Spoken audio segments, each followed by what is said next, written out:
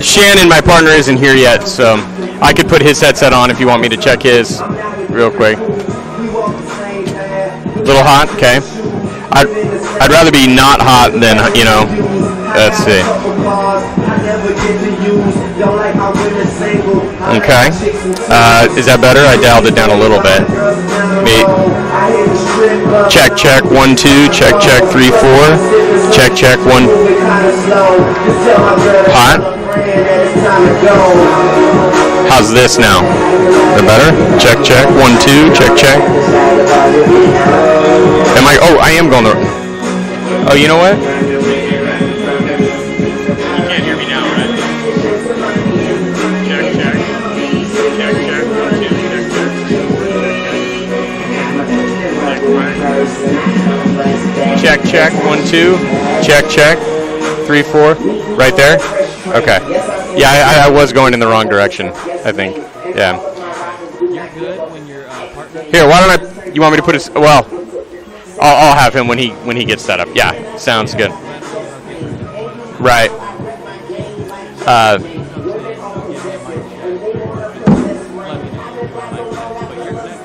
Okay, great. I'm gonna continue to get set up here. If you need anything, just give me a holler. All right. All right. Thanks, man. Appreciate it. Bye.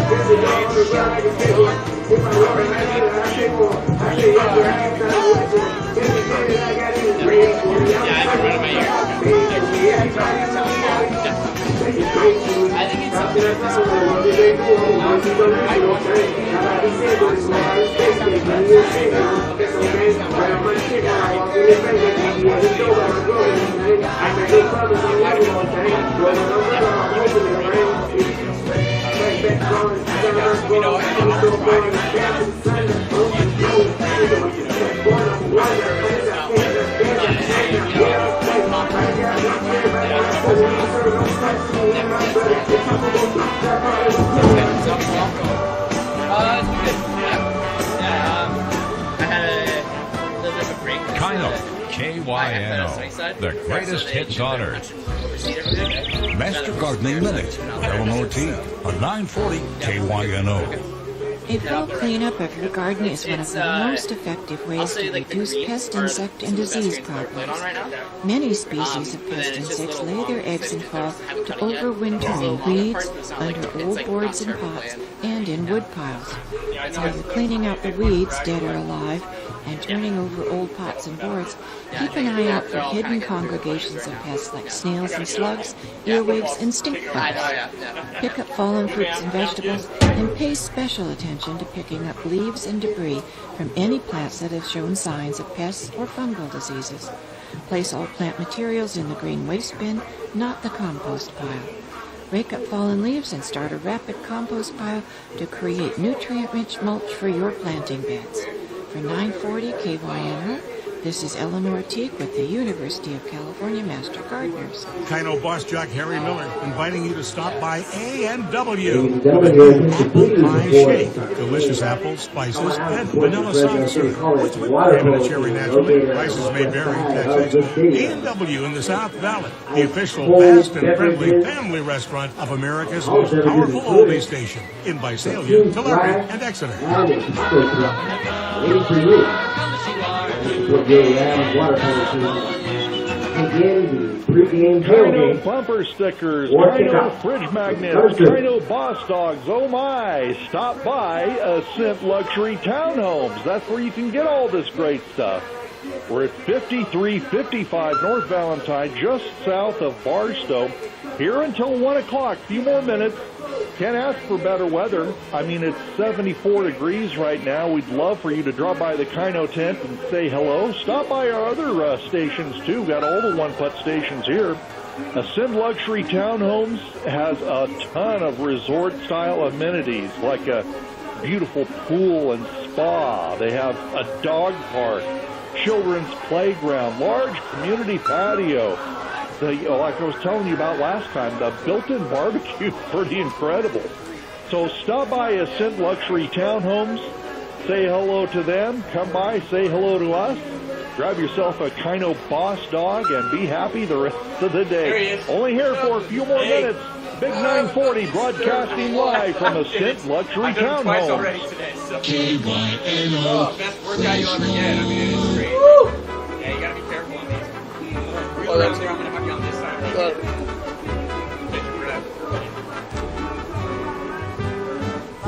I used to have to run these things. I don't know how I got the nerve to walk out if I shall remember. Okay. Yeah, thank you. How's it going? Good. Thanks for having me again. Thank you, yeah. Well, we played Thursday. We had a Thursday night game. Oh, you got Thursday? I'm okay. I just saw the score. Yeah. They, we had a shortage of referees. Okay. So we had to get it. Oh, you switch it to Thursday for that reason? Okay.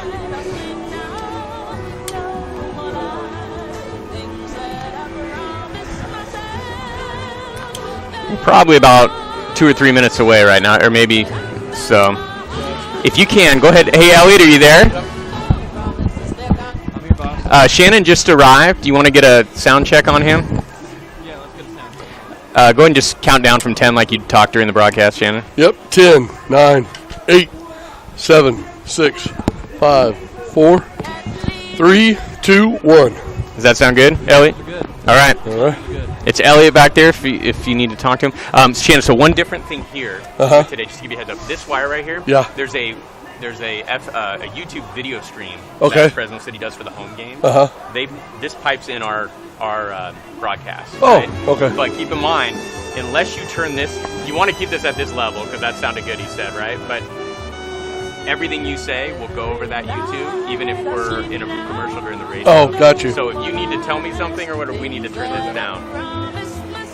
And I would say, in general, just imagine you're hot at all times. All times? Yeah, so Okay. you know what I'm saying? It's one of the first rules of television. Yes. Just imagine the mic is hot at all times. All the so time. you don't get caught saying something you shouldn't, right? Yeah. Okay. Hey, Scott, we're coming up on 12 and 12:40 now. Yep. Just go into the pregame open. Yeah, is there? Are you finishing up a song? Hi, Chris. Finishing up a song in about 15 seconds. 15 more song. No, we can come out. We can come out to it. Shannon, you ready? You good? Yeah, okay. yeah. We can come out to it. All right, I'm going to start the opening 5. Okay.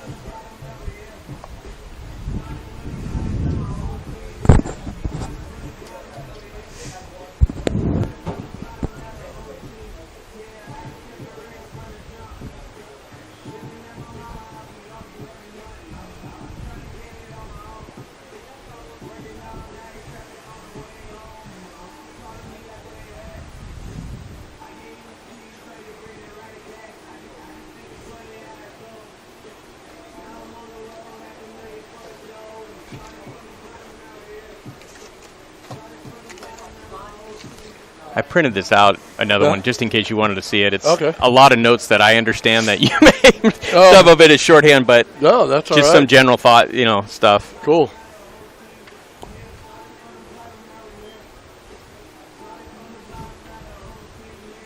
Elliot, you there?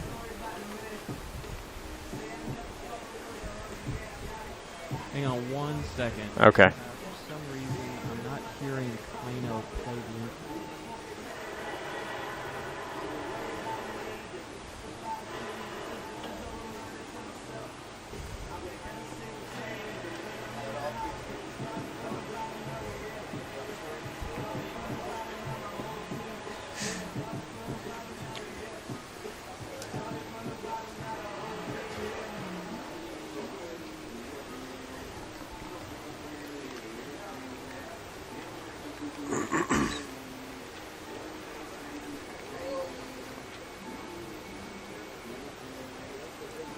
Sac City's 3-3.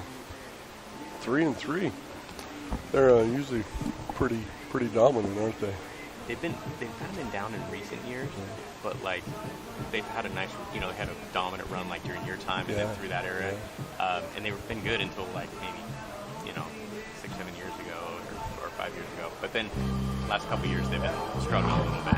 But they went winless in conference last year in the Valley Conference. So this right there, Sac City. Oh, really? Up there. Yeah, I saw on the schedule was the 4th game of the year, and then Woody's bio said you got hurt in the 4th game of the year, right? That was the only time you played them, right? Yep. Was that 83? 83.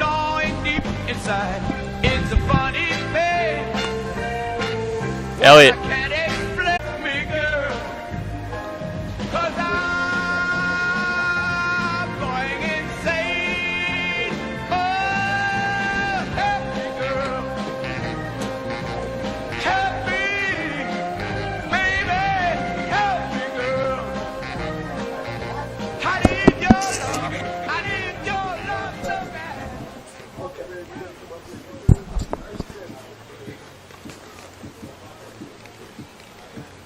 Good afternoon, Ram fans, and welcome to Ratcliffe Stadium. This afternoon, your Fresno City College Rams face the Sacramento City College Panthers for the 4th home game this season. The Rams are ready for another win and a great home game. Elliot, you want to just come to me and not worry about the open? We'll just get going. Management and American Ambulance for covering this game. Today we want to welcome students, faculty, staff, and parents to this home game at Fresno City College. Your Ram football players extend their gratitude to all Fresno City College faculty and staff for encouraging them to reach Elliot, you there? Talk to me, Chief. goals. And Ram fans, we've got a special game today. Today is homecoming. So we wish to welcome all our Ram former players, alumni, former staff, and everyone here to homecoming today Yeah, just bring us up. Can you still roll breaks? Thank you so much for joining us. You're in for a good Or do you want to? Can you roll anything from there right now? City College Rams against the Sacramento City College Panthers.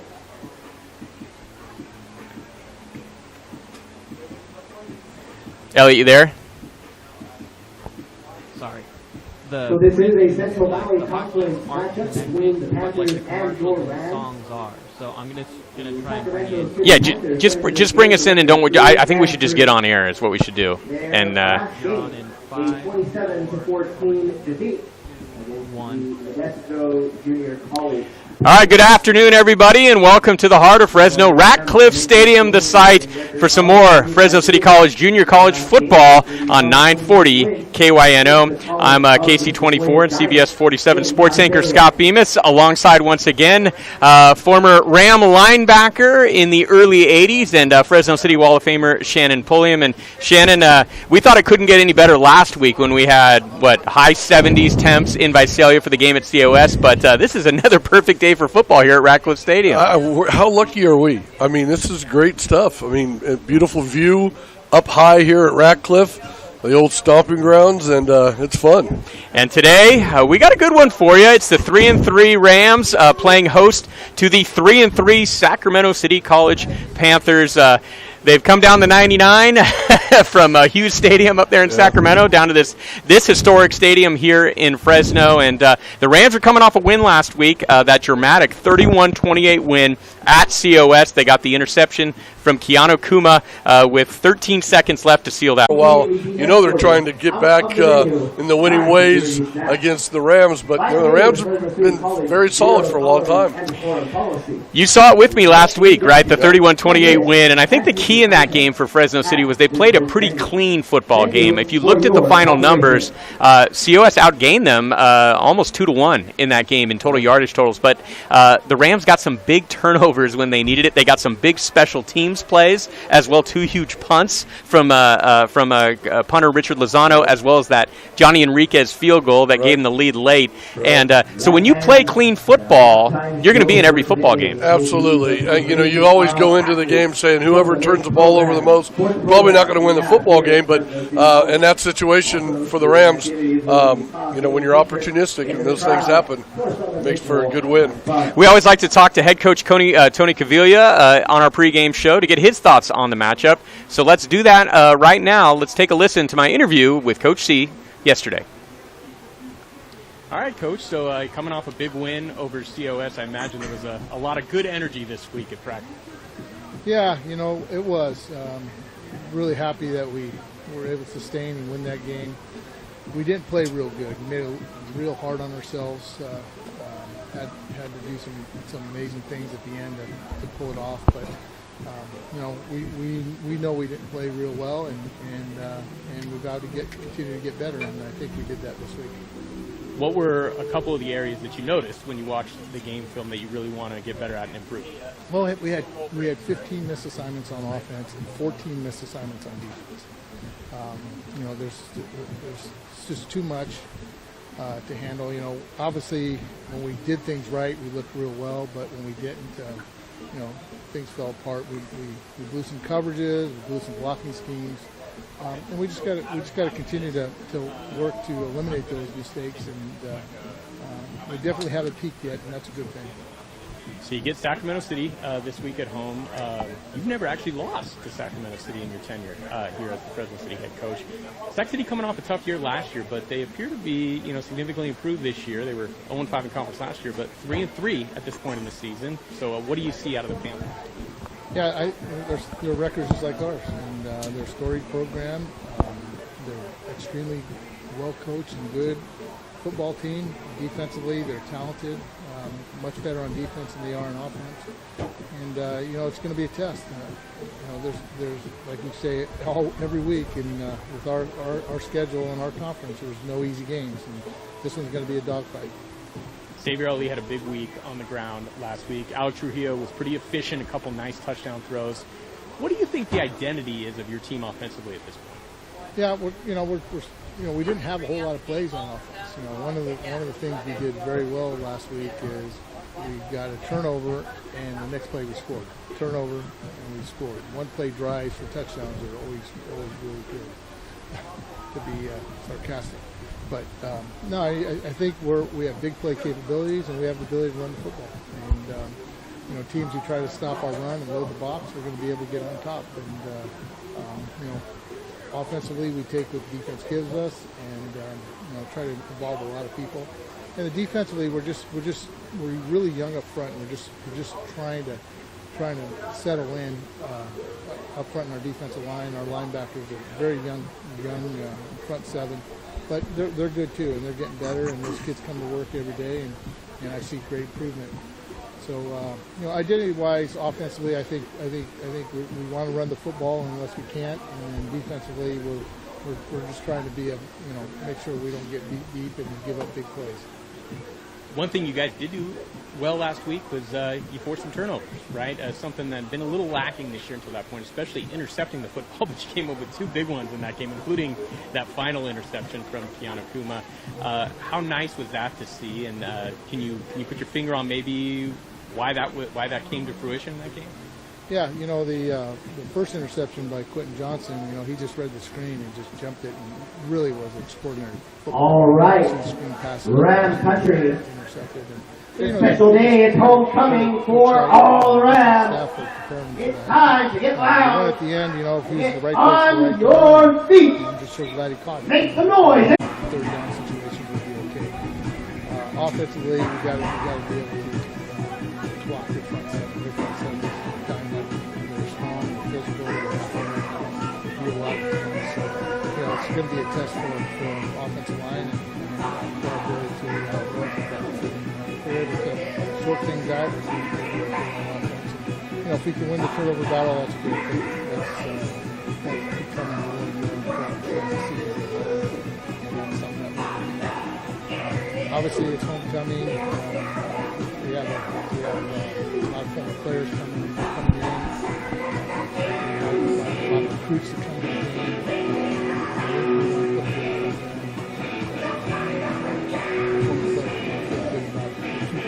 All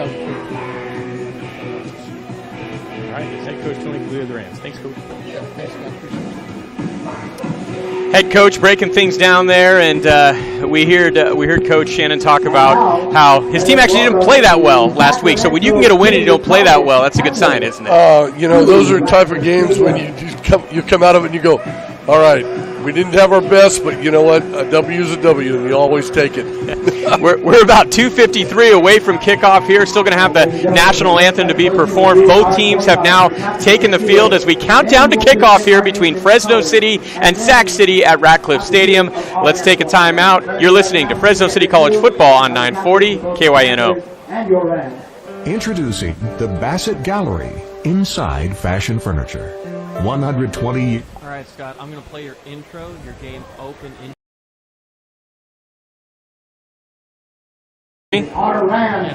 Cool. Finer fabrics and hardware to last a lifetime. All handcrafted by skilled artisans who take pride in everything they build. Welcome to the all-new Bassett Gallery inside Fashion Furniture. What FFB means to me is for family business. Brandon Cito, Relationship Manager at FFB. My grandparents were small business owners, and I saw firsthand what that meant to the owners and their families, and that's what I think make. All right, Scott, you're open. Captains have won the toss and have chosen to the first. So it'll be your round. Okay. The time to build strong relationships, providing the services they need to grow their businesses, and we can grow alongside them. FFB, member FDIC, equal housing lender. It's game time on 940 KYNO Fresno. With the call of today's game, here's Scott Bemis. We heard Coach C mention it in the interview. It is homecoming here today, Shannon, and a couple former Ram football players were out there helping with the coin toss, as well as current Fresno City head baseball coach Mitch Carricker, who's also a former Fresno City College Ram. Homecoming, kind of a special day. You know, you're a former Ram. What's it like being back here for a day like this? It's great. I remember coming to a few of these a few years back, and it's just always nice to to see your old guys, your old teammates and stuff. All right, let's take a listen as they play the national anthem. What so proudly we hailed at the twilight's last gleaming, whose broad stripes and bright stars through the perilous fight, o'er the ramparts we watched, were so gallantly streaming, and the rockets red flags, the bombs bursting in air, gave proof through the night that our flag was still there. Oh, say does that star-spangled banner yet wave o'er the land of the free and the home of the brave.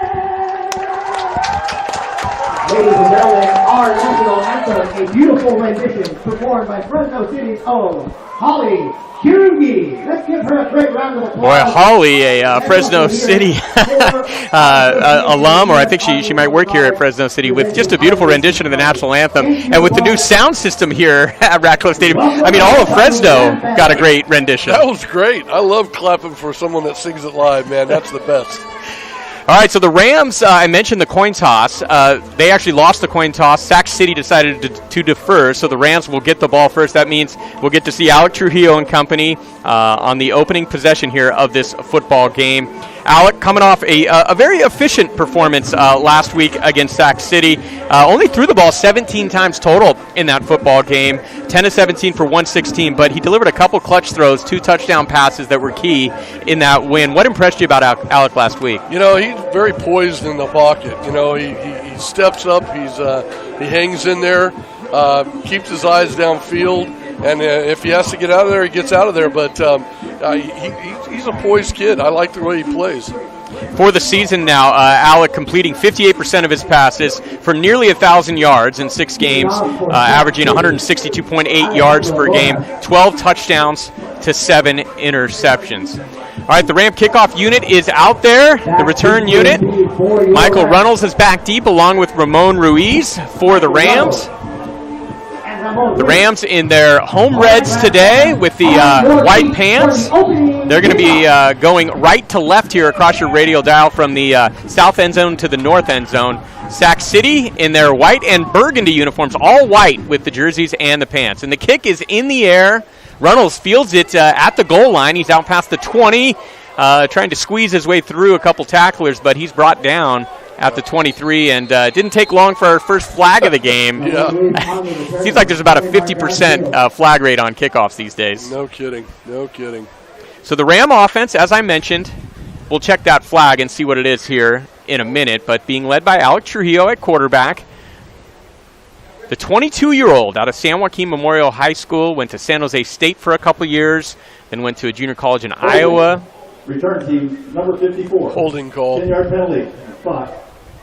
First down. The hold is on number 54, Christian Smith of the Rams, and so the Rams are going to start with poor field position at their own 14. Trujillo, as I mentioned, the Iowa JC, and then he went to Fresno State for a year and then landed here at Fresno City as he tries to maybe get one more Division I opportunity or maybe an FCS or D2 opportunity after this year. But he's been pretty good in his time as a quarterback with the Rams. I still think we haven't seen his best football yet, so that's a good sign for Coach Cavilla and company. In the pistol on 1st and 10 from their own 13, they're going to give it to Xavier Ali, and Ali is brought down right at the line of scrimmage. Good defense there by the Panthers. Ali, great game last week, Shannon, against COS. 15 carries for a $105 and 2 rushing touchdowns on the ground. Xavier, by the way, will be our halftime guest today. The sophomore out of Tennessee, out of Lebanon, Tennessee, which is about 30 miles east of Nashville. From Nashville, okay. Yeah, he was a big-time running back in high school, and we'll hear about how he ended up at Fresno City and what it's been like for the transition here to the West Coast. On 2nd and long, they try a quick little screen pass there, kind of a horizontal pass to Valet Washington, and again, it goes for little or no yardage, and so the Rams are going to be in 3rd and long here on the first series of the game. Yeah, that corner was sitting right there. He just was had the flats. It looked like a little cover 2 zone, and made a good play. The Rams with three receivers in the game here on 3rd and 9. Just underway, Sac City and Fresno City here at Ratcliffe Stadium. Ali in the backfield with Trujillo. 3rd and 9 for the Rams. Takes the snap. He's got some time to throw. Looking far side towards Jalen Garrison, and it's caught out past the 25. He's going to be ridden out of bounds at the 27. That's a first down for Fresno City. Nice job. They switched the coverage into a man coverage right there, and receiver ran a great route. Good pickup. Good pickup. Jalen Garrison, the sophomore out of Las Vegas, Nevada, the leading receiver for the Rams coming into this game, averaging 16.3 yards per catch. Of course, had that exciting touchdown catch last week against COS. Ali on first down, breaks a tackle in the backfield, gets forward for about 2 yards before he's brought down by the middle of that Sac City defense. Coach Cavilla mentioned in the pregame, Shannon, that the strength of this Sacramento City football team, I think, is their front 7 at this point. The guy you want to keep an eye on is number 33, sophomore linebacker Jabari Farms, Stagg High School in Stockton. He's their leading tackler, has a couple sacks this year, 3.5 tackles for loss. He is a playmaker in the middle of that Panther defense. Trujillo in the pistol here on 2nd and 8 from their own 29.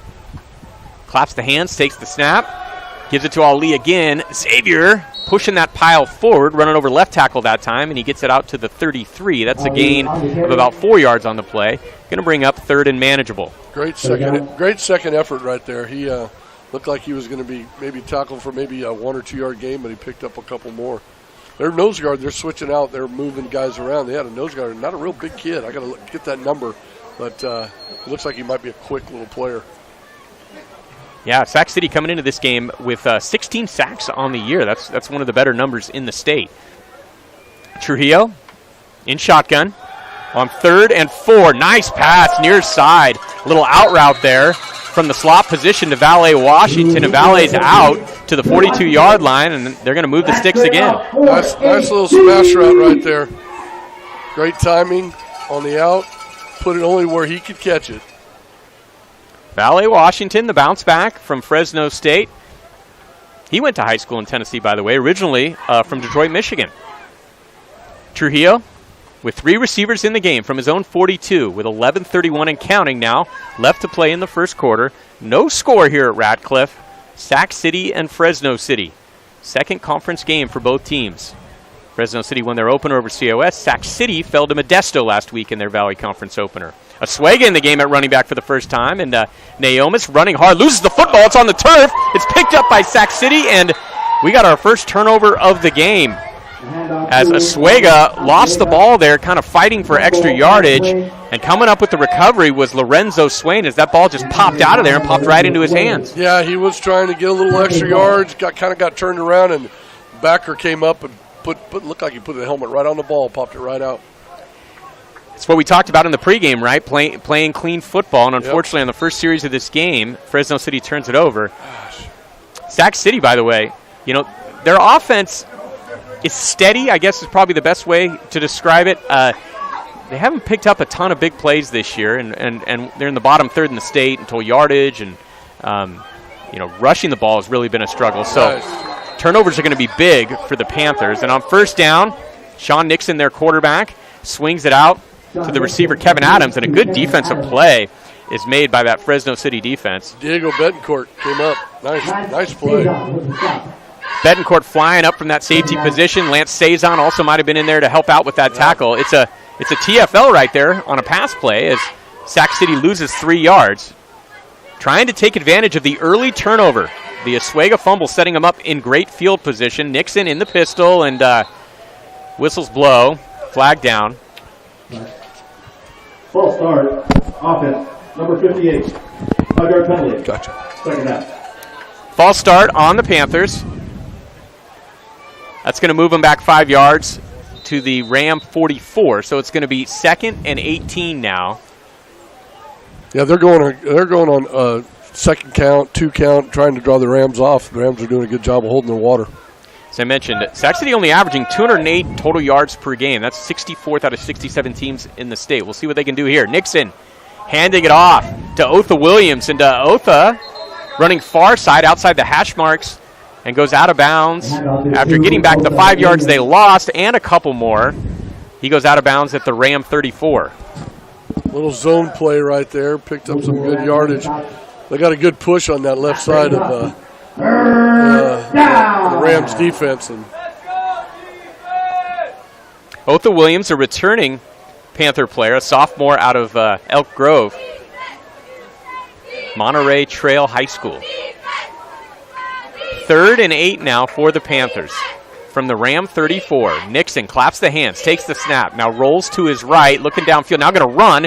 He's trying to dive for the first down, and it looks like he's come up about 2 yards short. Yeah, at least he didn't slide. I don't like that sliding stuff. Well, the problem if you slide, right, Shannon, is they mark it down from where you began your slide. Yeah, he dove forward that time, right, which gave him a chance. Got him a couple extra yards. Sean, 6'1", 190, pretty big kid, so I think he can absorb a little contact. Yeah. Looks like the Panthers are going to choose to attempt a field goal here. 45-yarder, right down the middle. Alejandro Rojas, a sophomore, in here to attempt the field goal. 3 of 4 on the year. He's got a long of 41, so this would be a new long this year for Rojas. Puts his leg into it. Good strike. And it's right down the pipe. Oh. That's a heck of a field goal there from Alejandro Rojas. He even had some room. It was a little longer, too. Room to spare there. Yeah, that might have been good from 50. Yeah. Does have a little bit of a breeze behind him, I think. A small breeze. I think about 5 miles per hour here at kickoff. But that gives them a 3-0 lead here. 8:43 left to play. Let's take a quick 30-second timeout. You're listening to Ram Football on 940 KYNO. If a dog is man's best friend, who's the dog's best friend? How about a cat? Dogs love cats. South end of the track for all your game day favorites. Welcome back to Ratcliffe Stadium. Scott Bemis alongside Fresno City Wall of Famer Shannon Pulliam. Shannon, you only played Sac City once, right? In 83, was it? Yeah, I tried to forget that one. That's when I, 4th game of the year, blew my knee out and lost the rest of the season. These two teams, 41st meeting all-time. The Rams lead 29-11, and as I mentioned, Fresno City has won 11 straight in the rivalry. Hear a lot more about this matchup and the history of this matchup at halftime, thanks to the great Woody Wilk. Ramon Ruiz taking the kickoff from his own goal line. On Blackstone, just north of Shaw. Another flag on a kickoff. Gosh darn. Our source for premium nutrition. And then a little extracurricular there, too.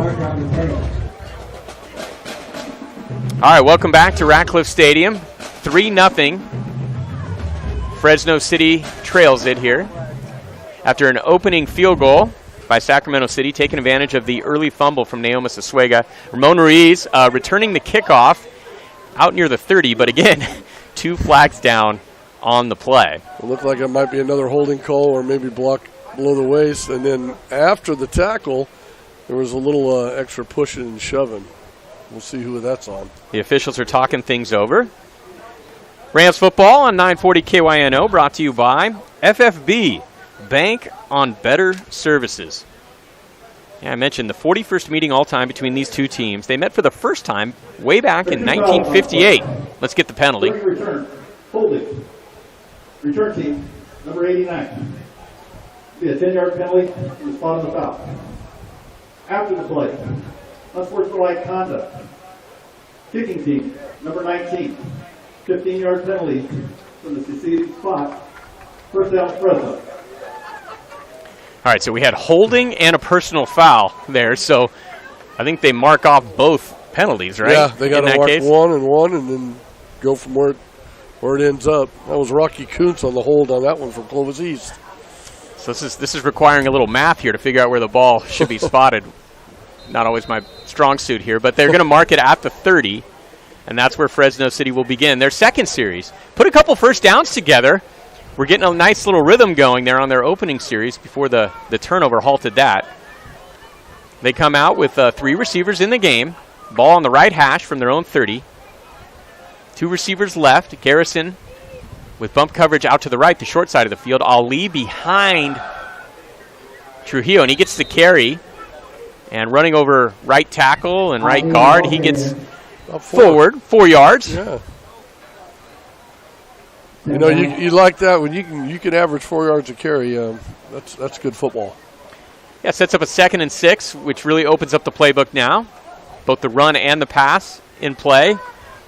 Puts the defense on their heels a little bit. Michael Reynolds checking in for the first time in the backfield with Trujillo. And he's going to get the carry coming near side. Got a little room outside the hashes. Now cuts it upfield. Gets the first down out to the 43-yard line. So that's a 9-yard gain for Michael Reynolds, the freshman out of Buchanan. That collapsed inside on this left side of that offense, and Reynolds had some green grass out there to pick up a good first down. Reynolds last week got 3 carries for 16 yards. He's played in spurts this year. Few carries more recently, but he's made some big plays when he's gotten some opportunities. Ali now back in there on 1st and 10 from their own 44. Trujillo in the shotgun, gets the snap.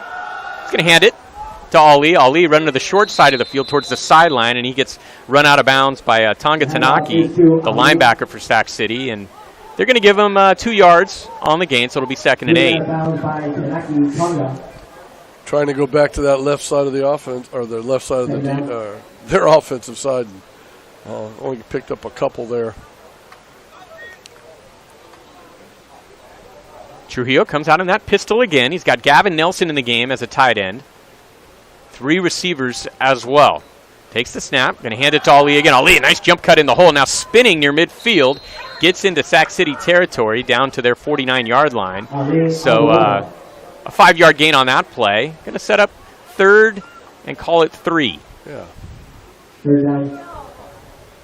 Xavier Ali, as I mentioned, sophomore, returning Ram. Big kid, 6'3", 220-pounder out of Lebanon, Tennessee. Ran for 1,500 plus, I believe, as a senior in high school. 3rd and 3. They're going to fake it to Ali this time, throw a slant over the middle, and it's in and out of Garrison's hands. Yep. And a big hit, but here come the flags. Yep, defenseless player right there. It was number 21, Drayton Devon, a sophomore DB. He came up hard from the safety position and delivered a big hit on Garrison on a slant route after the ball went in and out of his hands. They may say targeting, but I don't know. It might just be a defenseless player type foul. Personal foul.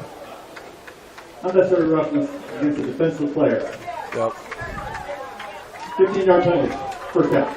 You know, I get it from a point of view of safety and everything, but it's really difficult, isn't it? Very as a hard. safety, because you're coming up full speed there, and you don't know that the ball's gonna go through his hands, right? Absolutely. I mean, everybody's teaching now. You got to hit with the shoulder. You can't hit at the head, above the shoulder in the head area, and it is hard, very difficult.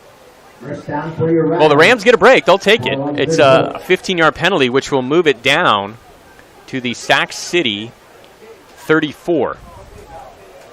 3 receivers still in the game. Ruiz, Washington, and Josiah Aon. Reynolds now moves behind Trujillo in the pistol. And Michael's going to get the carry again, bouncing it to the near side, then cuts it upfield. Number 47, the second leading tackler for Sac City, Luke Armstrong, gets him by the leg and brings him down. But Michael still picks up 4 on the play. He's a tough little runner. I like Reynolds. Reynolds was a 2-time first-team all-track performer at Buchanan, all-conference. Yeah. Nearly 1,300 yards rushing as a senior at Buchanan, playing in the very difficult Tri-River Athletic Conference. 23 total touchdowns. Hey, when you average 7 yards per carry in the track, you're a good football player. Absolutely, absolutely. Reynolds stays in there now on 2nd and 6 from the Sac City 30. No score here. 6 minutes left in the first quarter. Reynolds again kind of poking his way through and gets forward for another 3 yards. The Rams kind of methodically moving down the field here, Shannon, with the help of a penalty. Yeah, they're. I think they're big guys on here on the left side. 75 Austin Smiley and Tyler, I think it's Tyler Coyle over there. They push some guys around a little bit, and I think they're finding a little soft spot over here. Yeah, that right side of the offensive line, very big. P.J. Kamuta, 6'6", 350 at right tackle. And I believe you have Ricky Wells there at right guard. He's 6'3", 340. Yeah. So combined, you got 690 pounds of offensive linemen. Ali on 3rd and 3. He thought he was going to get the first down, but he has stood up about a half yard short. He had a little room there running near side, but a couple Panthers converged on him, and I think one of them was that guy we talked about, Jabari Farms. Yeah. And they're going to bring him down a yard short of the first down. They ran a little counter tray back this way with those big guys moving in front of him, and they got one good block. The next guy, that backer came in and did a good job. Veltre Jefferson, the tight end by way of Edison, bounced back from Fresno State, checks into the game. Gavin Nelson in there at tight end as well to the left side of the formation. 4th and 1. They try the hard count. Sac City sort of jumps, but they didn't touch anybody, so they get back. Now Alec goes to the line of scrimmage and changes the play. Ali behind him in the pistol here. 4th and 1. They're going to give it to Xavier. Xavier running right, now cuts it upfield. I think he does have the first down. Yep. They ran over that right side of the offensive line again. Yep. He did a good job, good job of cutting back on that and picking up that extra yard to get that first down. Yeah, I thought there was some room there. There was a good surge at the point of attack, and then Xavier, for a minute, thought about bouncing it outside, but then he thought better of it and just went up into the hole. One of the safeties came up and set the edge right there, and he had to cut that back. The Rams trying to get on the board here, trailing 3-0 here, late in the first quarter. 4 receivers in the game now for Alec Trujillo. He takes the snap, rolls right. He's got an open receiver out there. Jalen Garrison catches it at about the 18 and scoots forward for a few more yards. He goes out of bounds on the far side of the field at the 15-yard line. So the Rams are into the red zone now here on this second drive of the game. Corner kind of bailed out of there, and he ran a little stop or a little hitch route, if you want to call it, and picked up a good 8 yards. One area where Fresno City has been good has been the red zone this year. They've converted 11 of 16 in the red zone, and the reason they've been good, all 11 that have been converted have been touchdowns. They've yet to have a field goal in the red zone. That's huge. Big time. Trujillo with 3 receivers in the game now. Nelson again as an H-back to the left side of the formation. They're on the right hash. Runnels in the backfield with Trujillo. Alec takes the snap. He's got some time. Looking over the middle, and he's got an open receiver. That's Jalen Garrison again. Garrison's been busy early. Another catch down to the 3-yard line of Sac City. Great job. Great route, little curl route right in there. Found a nice little window. Sat down in there, and Trujillo delivered the ball nicely. I'll tell you, this is when Alec Trujillo is at his best. I mean, he's been putting balls right on the chest of his receivers here early on. Even the drop, or the one where Garrison on the slant, took the penalty hit and it went through his hands. That one was right on the money. Absolutely. So Trujillo from the 3 here with Runnels in the backfield. 1st and goal. Trujillo going to give it to Runnels. Runnels trying to get into the end zone, but coming off the edge to spin him down to the ground, down to the 1, is again Luke Armstrong, the second leading tackler for the Panthers.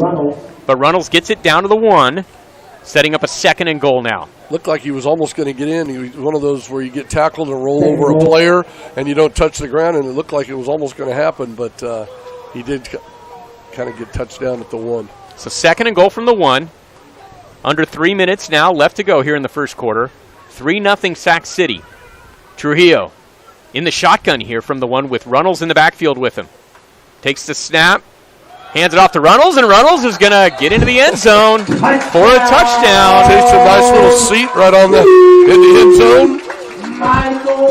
Michael Runnels, the freshman out of Buchanan, with his 2nd rushing touchdown of the season. And there's some extracurricular activity down there, and one of the Sac City players looked like he took a dive, like Hollywood style. You look like you know when you go behind a kid, behind him on his legs, and the other kid comes and pushes him over. That's what it looked like happened. Yeah, he went flying out backwards. I think that was Jabari Farms, actually, who was trying to draw a penalty on the play. So it's 6-3 Fresno City. They go 70 yards here on their 2nd possession of the game and punch it in with a Michael Runnels 1-yard touchdown, his 2nd career touchdown as a Fresno City College Ram, and Enriquez will try to make it 7-3. Snap down. Kick is up and good, and it's 7-3 Fresno City. So a very impressive drive. Gives them the lead. You're listening to Fresno City College football on 940 KYNO. Not only does Best Concrete Blocks produce the best built, most affordable 1,000 and 2,000 pound concrete blocks with built-in hooks for easy moving, they also produce parking blocks that are 6 feet wide, 5 inches tall, and just $50 each. If you can use beautiful new parking blocks to dress up your parking lot, call the concrete block experts at Best Concrete Blocks. Call the Concrete Block Hotline, 288-7902. You can go online at bestconcreteblocks.com.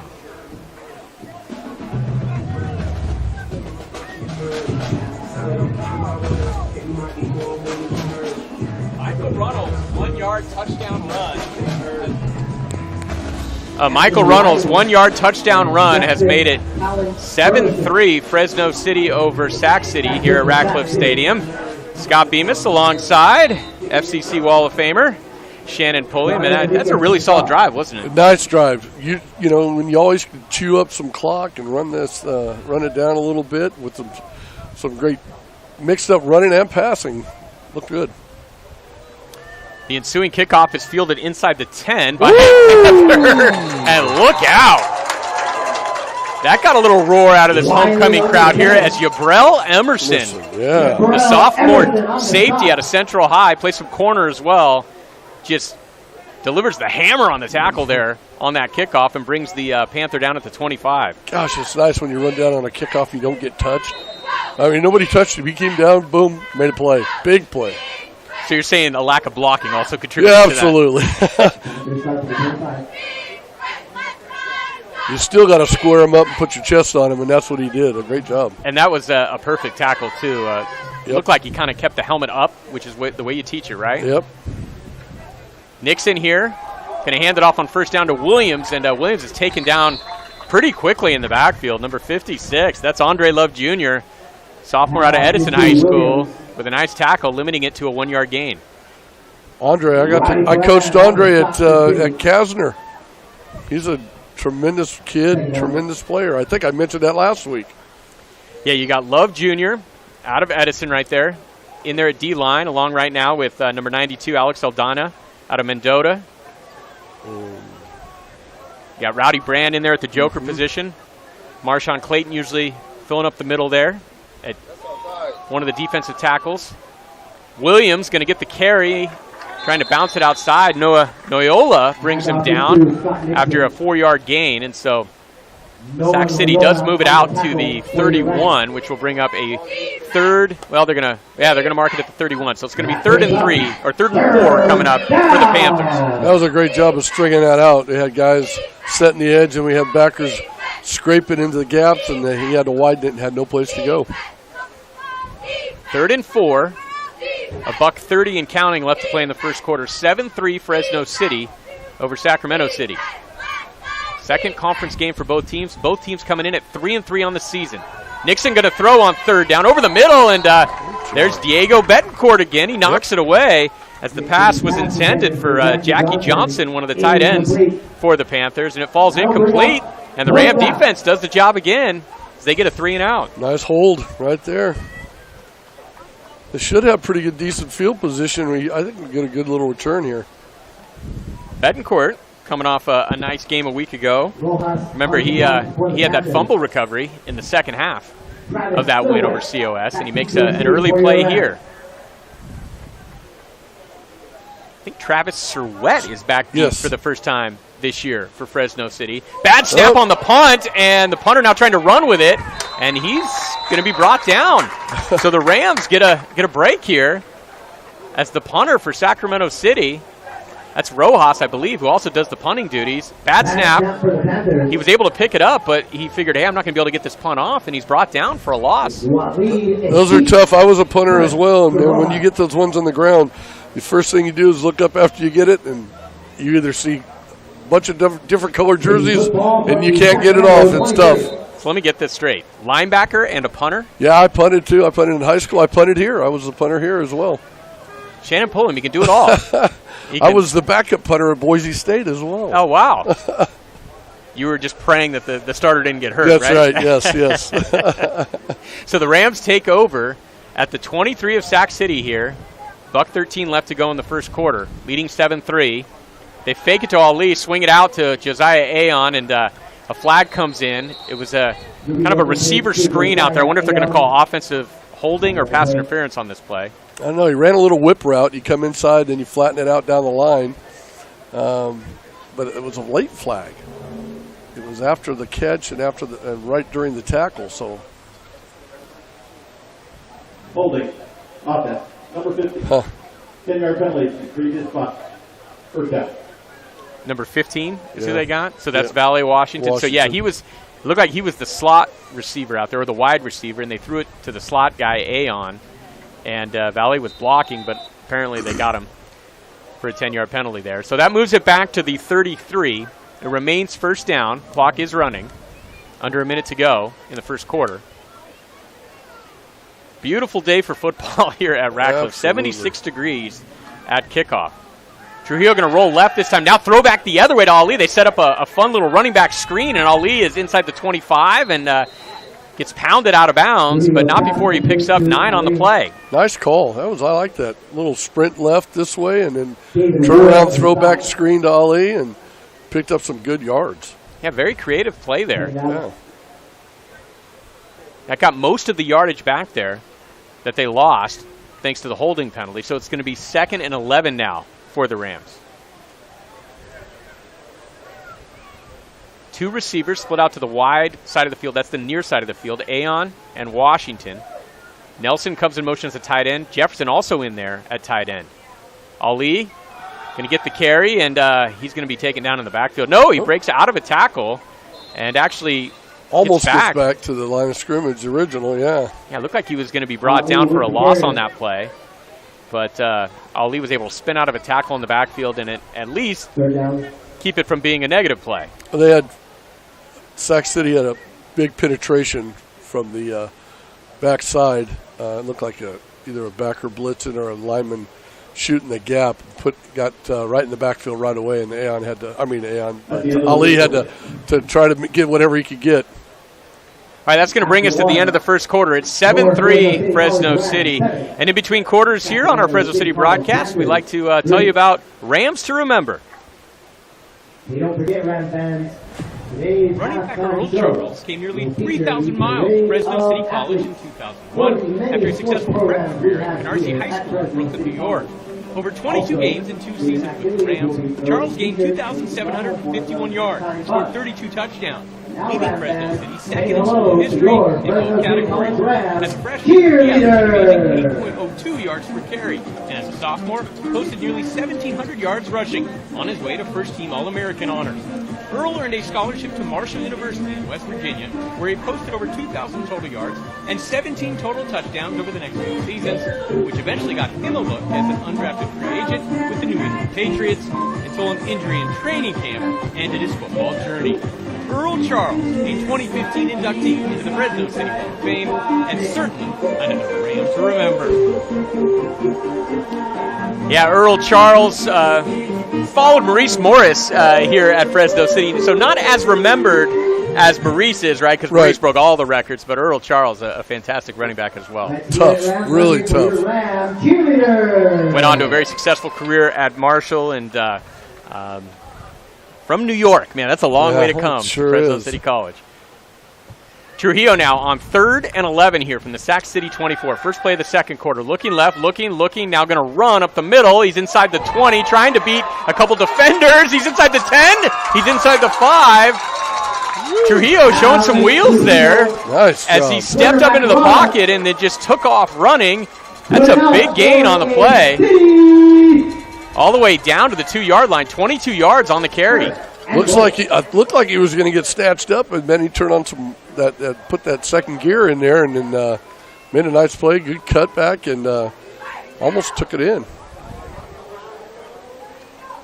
All the way down to the 2-yard line of Sac City. Alec can run a little bit, and he proved it right there. Yeah. Deontay Benjamin, the freshman out of Clovis West, checks into the game now at running back from the 2-yard line here of Sac City. 2 tight ends in the game, 2 receivers as well. Pistol formation. They bring Garrison in motion. They're going to hand it to Benjamin, and Benjamin is going to get into the end zone. Touchdown. Good blocking by the Rams. Benjamin, 2-yard touchdown run. It's 13-3 Fresno City. Little trap inside with that motion coming back with that fly motion behind it. Gets those linebackers' eyes looking that way a little bit. Benjamin slipped right in. First career touchdown for Deontay Benjamin at Fresno City. Congratulations to Mr. Benjamin. It was all about the Benjamins right there as Deontay gets into the end zone. 13-3 Rams as that offense has been moving the football here early against this Sac City defense. Absolutely. Well, it's so nice when you get that punt, that snap on the ground, and had great field position.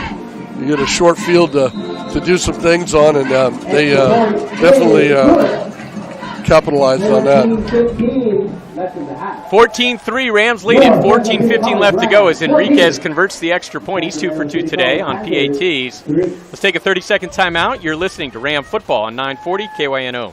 Ladies and gentlemen, Mastercraft Cleaners and Fig Garden Village is known throughout the valley as the premier wedding dress cleaners. From simple cleaning to preservation, the experts at Mastercraft have the knowledge and experience to handle your precious memories.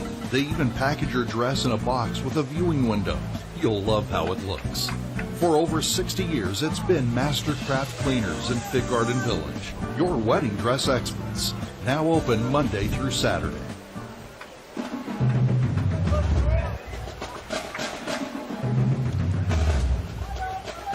Welcome back to Ratcliffe Stadium. Scott Bemis alongside Shannon Polium. 14-3, Fresno City leads it. 14-15 left to play here in the first half. The Rams cashing in after the bad punt snap there by Sac City. It's a 23-yard drive culminating with that Benjamin 1-yard touchdown run. Enriquez hits a low kick that bounces at about the 15. It's still hitting, and it rolls into the end zone. And it'll be a touchback. Not pretty, but very productive. You know, it's nice to see, Scott, looking around here, of all the other sports programs that are represented here. There's a bunch of them around here, all the different sports.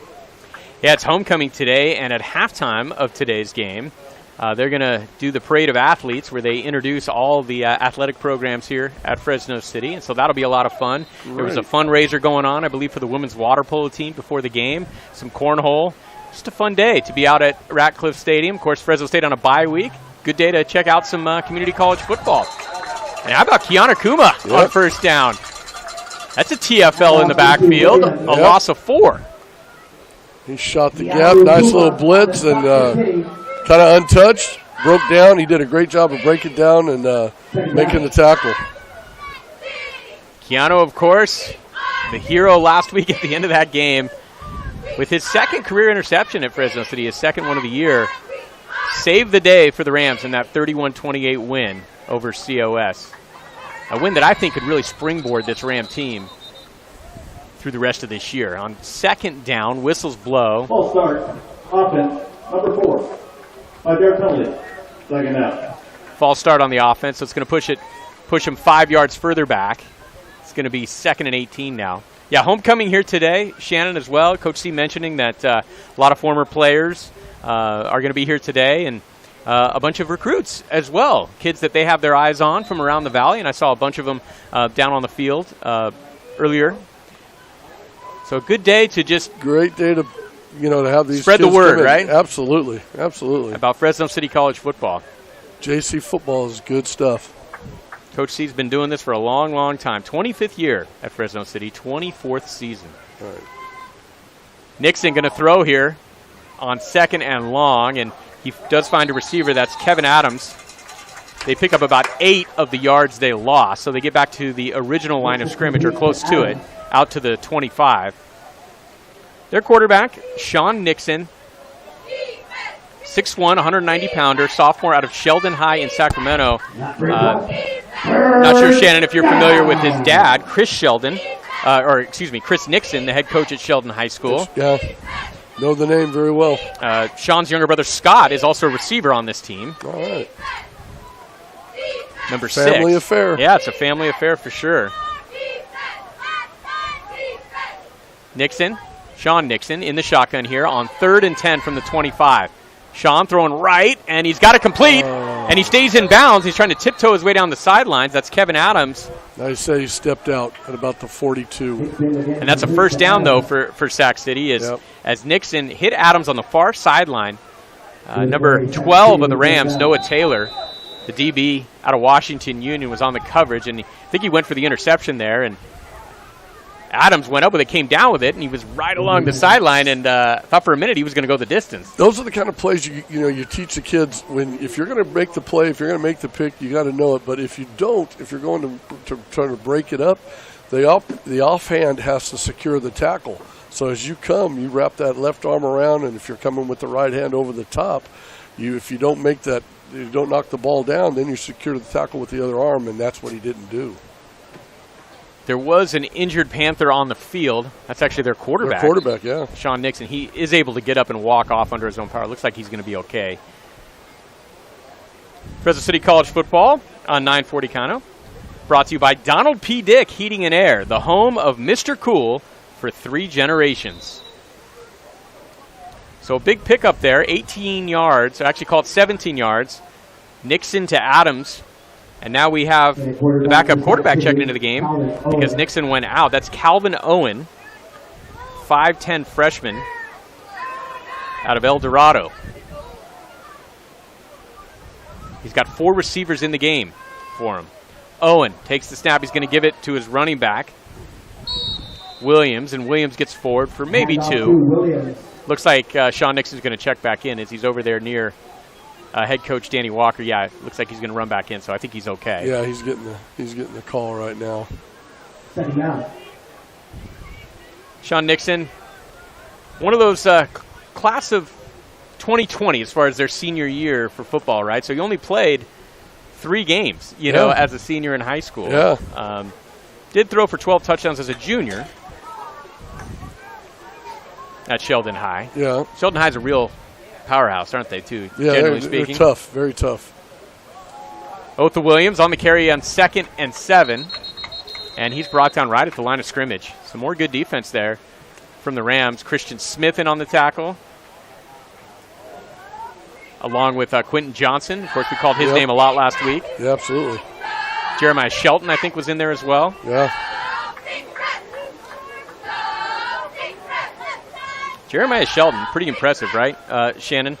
On the season, you know, he's 3rd on the team in tackles, and he plays that nose guard position. You usually don't see a nose guard 3rd on the team in tackles, right? Tackles, yeah. 30 tackles through 6 games. That's pretty impressive. That's the kind of guy that runs sideline to sideline, make plays.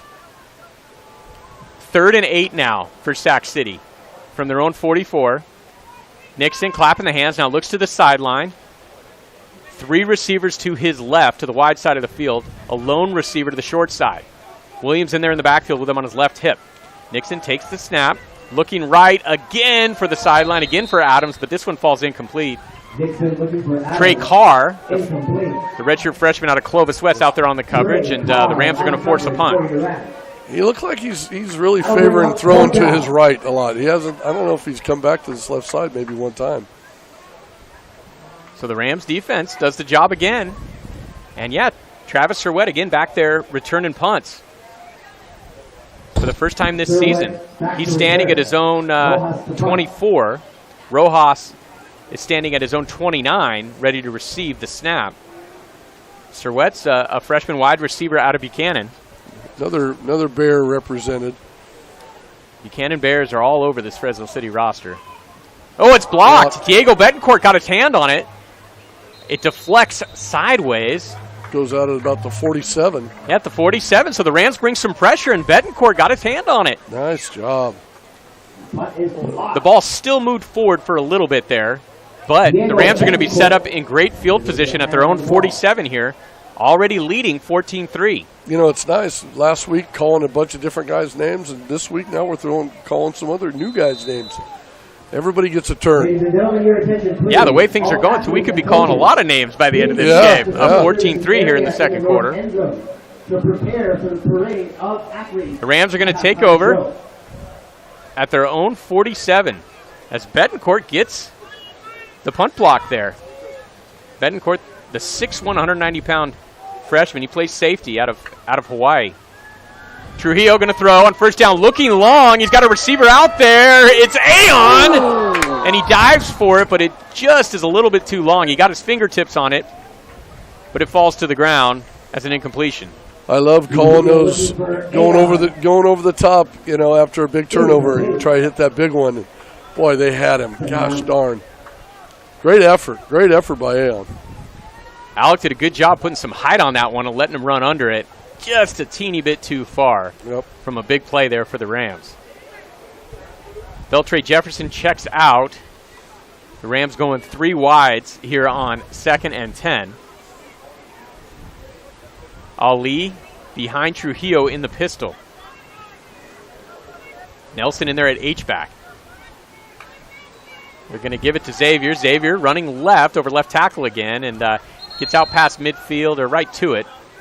That's a 3-yard gain for Xavier. Xavier comes up clapping the hands like he thinks he should have gotten more out of that one. Sometimes after you get tackled, your vision, you tell the kids to run with their eyes and see it. He probably saw it at the last minute and couldn't make that break on it. Yeah, we were saying last week how Xavier was running with such good vision. Yeah. He was really seeing the field well, and maybe just took a wrong cut right there on first down. It happens as a running back. Right at midfield now for the Rams. 3rd and 7. 9:20 left to play second quarter. They lead 14-3. They send Ali in motion. Trujillo over the middle on a slant to Cox, and it was on his stomach, but a good defensive play by Chris Dotson for Sac City. He got there right as the ball did, and was able to knock the ball away, and it just goes to the turf as an incompletion. That's too bad. That was nice throw right in his belly, like you were saying. He's hitting them hitting those guys right there where they need to catch the ball. Najee is a fun personality, the young man out of Edison High, and he wears his emotions on his sleeves, and he came over running to the sideline, just shaking his head, mad at himself for not coming up with that contested catch. It was a good defensive play as well. Yep. First chance to see Richard Lozano today, one of the stars from last week, and Richard with a good punt here. He's going to pin Sac City at their own 17. With 9:08 left to play here in the second quarter at Ratcliffe Stadium. Fresno City and Sac City. It's homecoming. We'll have a parade of athletes at halftime here, as Athletic Director Derek Johnson here at Fresno City will introduce all the other sports and all the athletes who are participating this year for Fresno City College. Got a bunch of them up here with us here at on the top row, right? Yeah, here at Ratcliffe. They're getting the shade. Yeah. They don't want to sit down there in that sun. Nixon on the first play of this possession for Sac City does have a completion. It's going to pick up about 6. I think it's number 83, Tim Chon, on the reception. Looked like little turf troll got him and tripped him up a little bit. He had lost his balance. Sac City trying to put something together here, get back in this football game. Coming in at 3-3 on the season. They have wins over Chabot, Feather River, and Shasta. Losses to American River, San Francisco, and Modesto.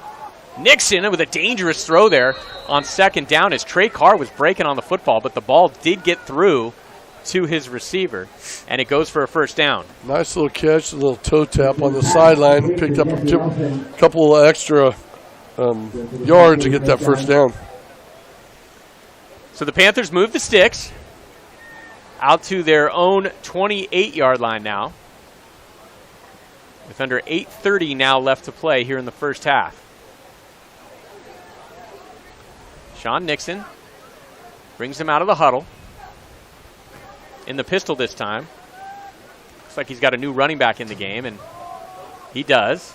Yep. And that new running back is stood up right at the line of scrimmage by Quentin Johnson.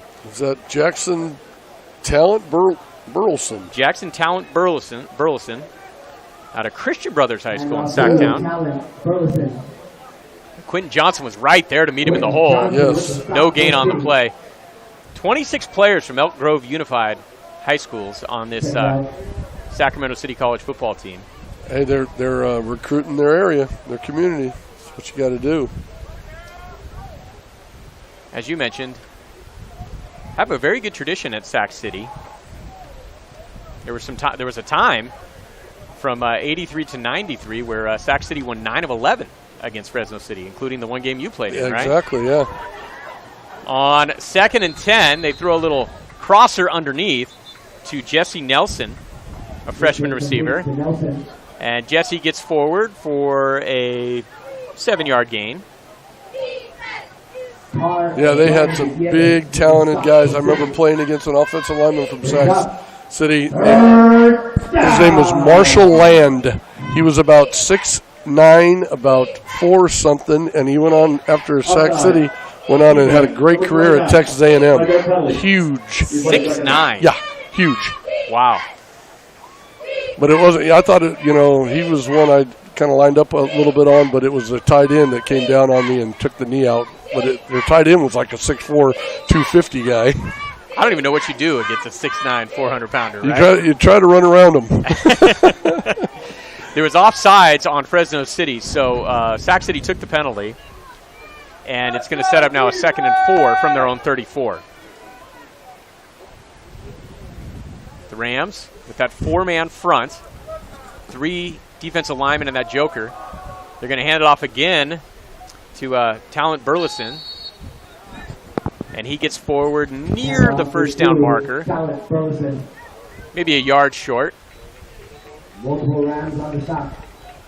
A couple different Rams combining on the tackle.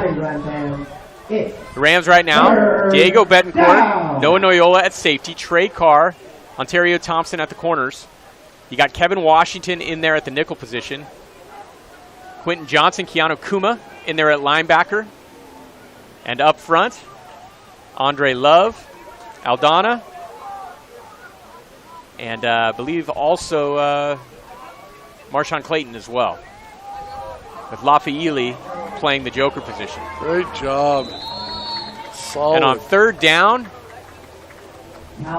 they're able to keep Talent Burleson short of the first down marker. Kevin Washington came off the edge. He was playing up tight off that tight end, handing off the ball. He was first guy on the hit. Kevin Washington, probably the most highly recruited Ram on this roster right now. He's getting some looks from some major D1 programs, including Oregon State. Nice.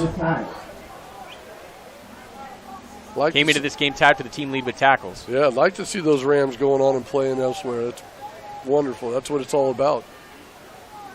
Sac City deciding to punt it away on 4th and short. Beautiful kick here by Rojas. Serwet calls for a fair catch and takes it at his own 18-yard line. So that's where the Rams will take over. How about that punt there from nice from Alejandro Rojas? Yeah, good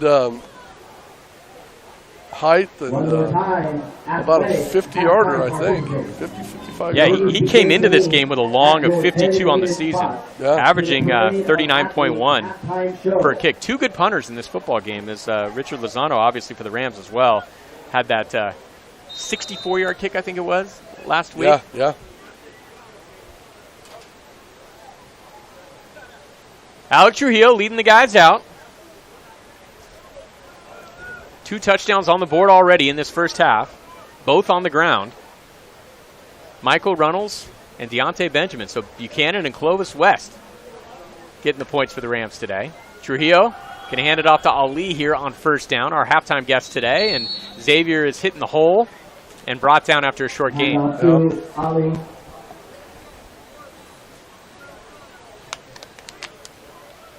My son plays at Buchanan.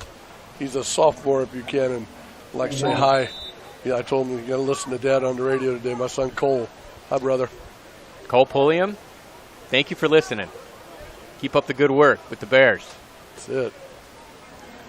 That's a tough track this season. Sure is. So many good teams. Ali on 2nd down, flag flies, and he's brought down again for little or no gain. Handoff is to Ali, penalty marker. Yeah, Clovis North, right, this year, undefeated. Number 71. I think they're in the track. 6th or 8th in the state right now. Yeah. That's the distance. Big up front, and they have 2 stud running backs. Sinfeld and third down. McKay Madsen. McKay, yeah. Of course, head coach Mike Jaycott there at Clovis North. His son, Michael. Yeah, number 42. Don't know if Michael's a junior, you know, or if he's a Michael Jaycott II. I'm not sure. Right. Just listed as Michael Jaycott on the Fresno City roster. Okay. He's seen a little time this year at defensive back for the Rams. There was a penalty. I believe it was declined. So it's 3rd and 9 now. Trujillo now being rushed. Now reverses his field in the backfield, throws it over the middle. He's got a completion. He's got a Suega, but Naomis is going to come up a little short of the first down still. Yep. There is a flag down as well. It's near the line of scrimmage. Usually I think it's going to be on the Rams. Call, yeah. When the quarterback scrambles, it's usually that holding call. This guy's the quarterback's extending the play, and the lineman, I got to move my feet. It's easier to grab. 5 men in the backfield. Penalty is declined. 4th down. Yeah, the penalty's declined. I believe it was an illegal formation on Fresno City. So the Rams are going to punt it away, leading 14-3 here, with 4:24 left to play in the first half. 2 short touchdown runs have staked them to this 2-score lead. Richard Lozano into the game to boot this one away.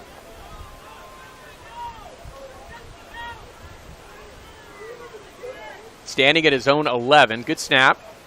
Puts it in the air. This one's a low kick. It's going to be returnable, but it's fumbled or mishandled briefly. Dropped right back on top of it. By Anthony Wiley of Sac City, but he does get back onto the football, as Shannon mentioned. And that's where Sac City will take over. Fresno City College football on 940 KYNO is brought to you by Valley Remnants and Rolls. Make it new again. This is the second conference game for the Rams today. From here, of course, they will travel to Contra Costa next week for another 1 o'clock kickoff. We'll be on the air at 12:40 from San Pablo.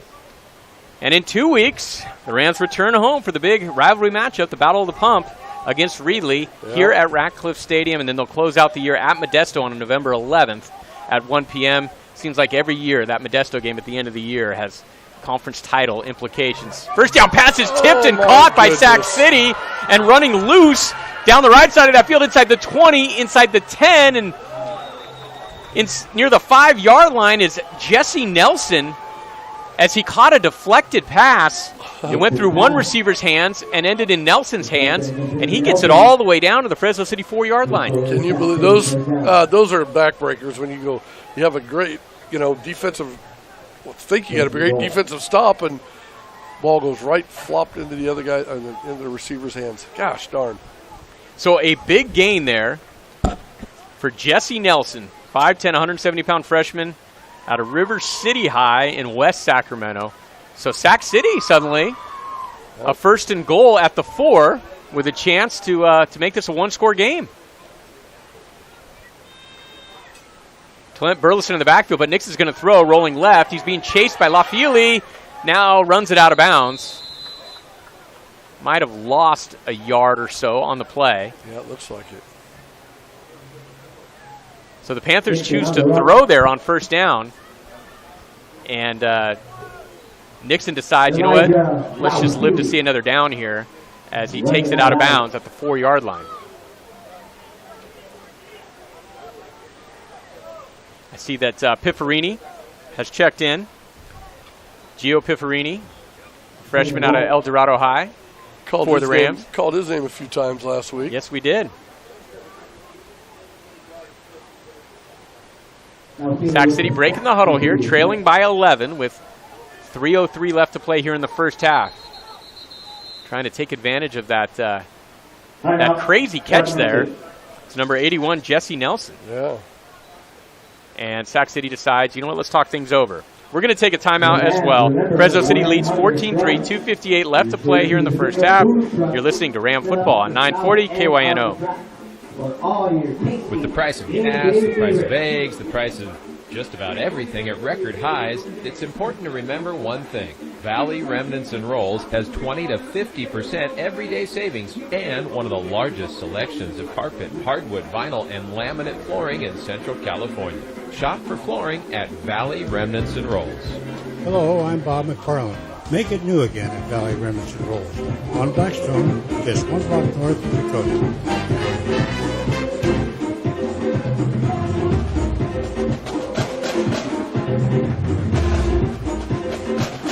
Welcome back to Ratcliffe Stadium. KC24 and CBS 47 sports anchor Scott Bemis. High above Ratcliffe Field here with my good buddy Shannon Pulliam, former Fresno City linebacker in 82 and 83, and current head coach at Minarets High School. Congratulations on the win this week. Thank you. Yeah, we had Torrin Wolf, our quarterback, threw 3 touchdown passes. The brother of Keenan Wolf that played here at City. Oh, wow, okay. Yeah. Nixon on 2nd and goal, going to hand it off, and the Panthers are going to score a touchdown. Otha Williams just bursting right up the middle, goes untouched into the end zone, and Sac City is back within 14-9. Williams from 4 yards out for the score. Gosh darn. So the Panthers take advantage of that fortunate deflection, the big play to Jesse Nelson, the wide receiver. They get it down inside the Ram 5, and 2 plays later, Otha Williams straight up the gut, and the sophomore gets a 4-yard touchdown. And the Panthers now trying to get a little closer on Rojas's extra point. They do, so it's 14-10 now. They trail Fresno City for Otha Williams, his 3rd rushing touchdown of the season. So we got a football game here, Shannon. Do. Yep. Looked like the Rams were close to taking firm control of this game, but that big play and boom, touchdown, and we got a 1-score game. Yeah, you never know what's going to happen, do you? It's just always, it's crazy. It's a game of inches and momentum and all those kind of things, and then kind of freaky plays like that. Mentioned how the Rams won 11 straight in this series. The last win by Sacramento City in 1992, a 54-13 win in Sacramento. Coach C all-time versus the Panthers, 10-0 in this series. Wow. So he's unbeaten against Sacramento City. Originally, they were not conference mates. They've kind of gone in and out of that over the years. Once again, now they are in the same conference, and that's why they've played each other the last 3 seasons, including this season. Yeah, back when I was here, we had mostly a very local conference. I've heard some coaches talk about trying to get back to that possibly, of the All-Valley Conference with all the schools in the Valley. Here on the kickoff, Ruiz, who can be a dangerous return man, gets this one out to near the 30-yard line. Yeah, I know COS head coach Travis Burkett would love that. He would hope that one day they would go back to just being, Merced, Fresno City, Reedley, West Hills, Porterville, maybe. Porterville, yeah. That was the conference back then. Bakersfield as well. Yes. But I think they're doing it more for competitive equity. The way it works now with community college football is there are 3 top-tier conferences in Northern California, and there are 3 lower-tier conferences. So there's an American division, which is the lower tier, and there's National Division, which is the upper tier. And the 3 automatic bids, the teams who win the conferences in the top tier, they get automatic bids to the state playoffs, and the final team is 1 at-large bid. Trujillo looking long over the middle into double coverage, looking for Valet Washington, and fortunately for the Rams, it hits the turf. Pass to Washington, incomplete.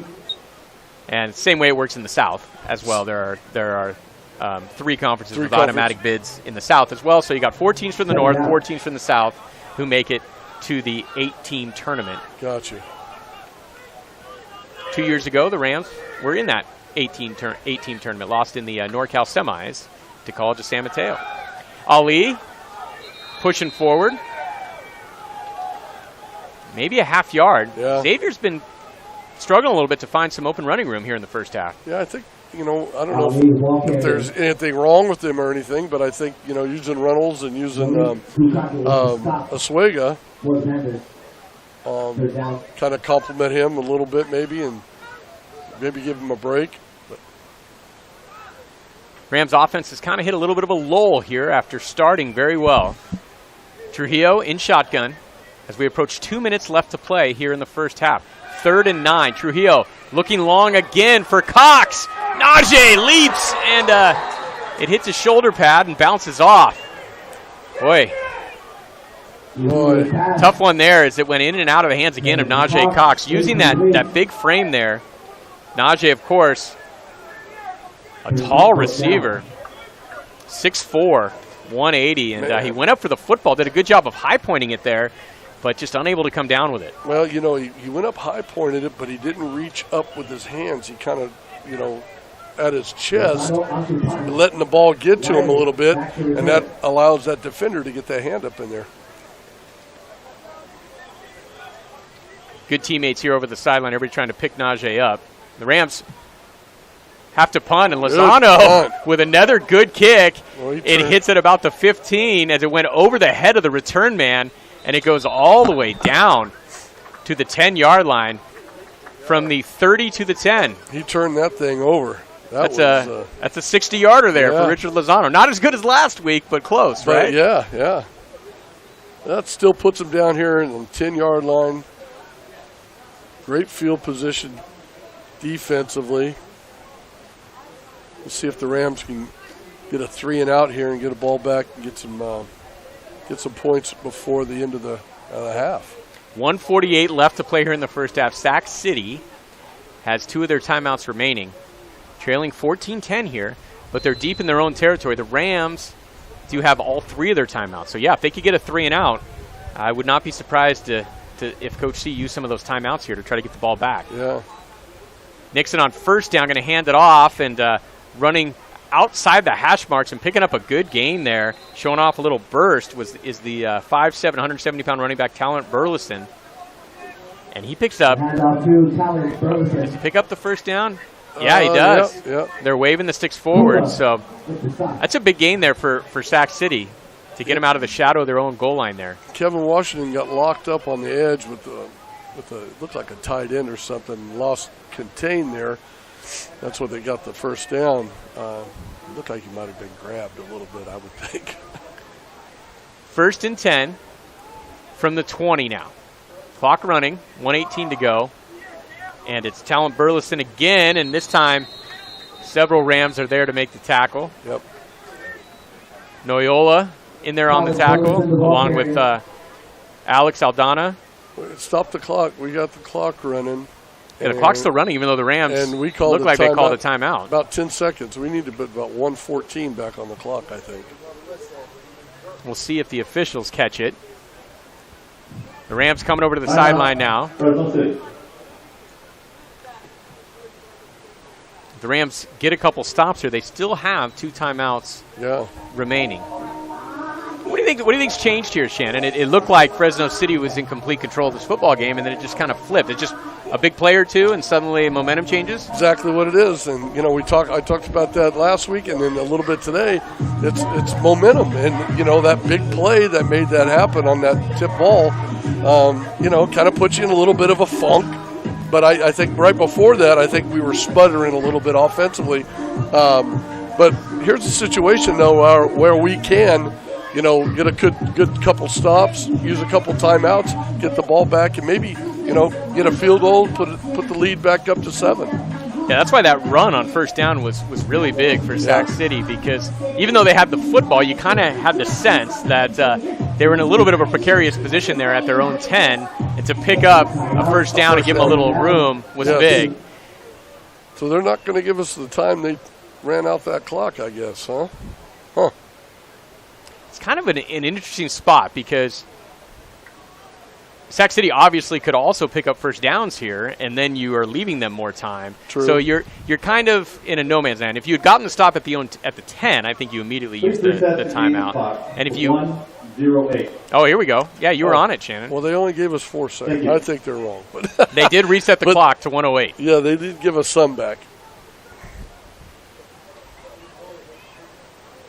It's going to be 2nd and 10 from their own 20 for the Panthers in that burgundy and gold. And it's Talent Burleson again, short gain. Another timeout. Coach go. C calls the timeout with 1:02 left to play now here in the first half. Timeout. Fresno City. Their second of the half. So heading into today, the standings in the Valley Conference, Reedley, Fresno City, and Modesto, all with wins last week. Reedley won at Contra Costa, and Modesto won at Sacramento City. Fresno City, of course, with the win at COS last week. So they're all 1-0 in conference. Contra Costa, Sac City, and COS then are 0-1. Other action today in the Valley Conference, Contra Costa, who's ranked 13th in the state, by the way. It's 5-1 overall. They visit Modesto. They're playing right now at Modesto. And at 2 p.m., College of Sequoias and Reedley are battling in the South Valley there. Both Contra Costa and Reedley, by the way, both 5-1. Every other team in this conference, the remaining 4 teams, are 3-3. So kind of an interesting dynamic this year. Kind of feels like anybody can beat anybody on any given day. Yeah. A lot of parity in the league, in the conference. So if you're the Rams here today and you get this win, and now you're at 2-0, yeah, you're in great shape heading into the final 3 games of the season. Right. 3rd and 7. Big play here. Ooh, and a little movement up front for the Panthers. It's going to cost them 5 yards. Ball start. Offense. Number 77. 5-yard penalty. 3rd down. They get them 5 yards back and didn't even have to do anything. All right, Ram fans. Be interesting to see what the Rams do here. They generally play pretty base kind of defense in these situations, but could be an opportunity to bring some pressure. God, I'd love to see him bring an inside guy right in his face right now. Nixon in the shotgun. The Rams showing that 4-man front. They're going to bring a receiver in motion, and Nixon's just going to keep it on the ground. Conservative play call. It's actually the backup quarterback. Oh, and Kuma lays a little lumber on him. Yeah. That's going to be well short of the first down. That was, again, Calvin Owen who checked in. He apparently more the running quarterback. Yeah. And so a conservative call there from Danny Walker, the head coach at Sac City. Didn't want to make a big mistake here right before halftime. So the Rams do stop the clock with 55 seconds left. They will get the ball back here. I think they got to look at it. You remember what happened earlier with the snap they had on the ground. And being in the red zone back here, I would go after it. I mean, you know, you've already got the center's already put a bad one on the ground already. You know, if you bring everybody happening and then bring everybody coming, you get another snap like that. You get a big opportunity. Now you're in to get the ball in the red zone. I like the way you're thinking. Yeah. I mean, Betancourt already got there, got his paw on a kick already today. We've seen Kevin Washington come up with a block earlier this year as well. I think that was on a field goal, actually. The Rams have shown an ability to block some kicks. Let's see what they do. Even if you run into the kicker and you don't get it, you know, they're only going to get 15 yards. They're not going to, you know, they get the ball. But Rams are showing a little pressure. Yeah, they are. Surwett is backed at his own 40 to field this one. Now Sac City kind of motions out a couple of gunners out to the wide, outside the hashes. Good snap. They do get the kick off. It's a bad kick. Yeah. It's going to shanked a little bit and go out of bounds. I think the Rams are going to be in Sac City territory. Yeah, they are. Yep, they're at the 45 of Sac City. So that's only a 25-yard punt there. Yeah. Put a little pressure on them, you know. So the Rams with an opportunity here to get a score before halftime. Now remember, Sac City did defer to begin this football game, so they will get the ball to start the second half. Right. Fresno City leads 14-10. 49 seconds left here in the first half. The Rams with no timeouts. Clock will stop on first downs in junior college football with under 2 minutes to go. Rams showing a 4-receiver look from the left hash. Ali in the backfield with Trujillo. Alec claps the hands, takes the snap, throws a quick one in the direction of Najee Cox, and this time Najee makes a good catch, going down to the ground to make it. The only problem with that is it's short of the first down and the clock's running. Maybe trying to give Cox a little confidence there. Not a good throw. It was down where he had to go down on the ground to get that thing. 32 and counting left to play. Another quick throw, this time to Washington, a middle screen, tunnel screen. And they're down to the 37, but the clock is still running as he's short of the first down. 22 on the clock now. 20. 18. Looking to the sideline. You need to hurry up here. 14. 13. 4 receivers in the game. They need to get this off in a hurry. 12. 9. 8. 7. They finally snap it with about 7 on the clock. Trujillo looking to the sideline. Aon catches it, goes out of bounds with 3 seconds on the clock. Down to the 34 of Sac City. So it looks like it's going to be a long field goal attempt. Kind of some interesting play calls there, right? Because yeah, you almost want to run the plays beyond the sticks, right? You'd think. Absolutely. I think they wasted way too much time. I think maybe go down and I don't know. Well, it's always the second guess, coaches and stuff like that. But I just maybe had a couple more play calls. So it will be Johnny Enriquez with a 51-yard field goal. His long on the year was last week against COS 40. Might have a teeny little breeze behind him. Shalabian will put it down at the 41. Decent snap. Enriquez gets his foot into it, but it's going to be short and left. So the Rams don't get anything out of that final drive, but they will carry a lead into the halftime. 14-10, Fresno City leads it. We're at halftime here. Got a fun halftime show for you coming up. Stay with us here. You're listening to Ram Football on 940 KYNO. Hello, I'm Brandon Gonzalez. On behalf of the 4,000 members. Hey, Scott, can we bring you in after this? So happy to have all our Rams athletes. You can go 1 minute here. Okay. Championship in one or more of the 21 sports played. The Rams are winners. It's what they do. Very much like the members of the Fresno Association of Realtors, except our goal is to help our clients win. Good luck. Go Rams. Here's some big news for the customers of Sleep Retreat. We've moved all the way across the parking lot inside of Fashion Furniture. Now the best mattresses made by Tempur-Pedic.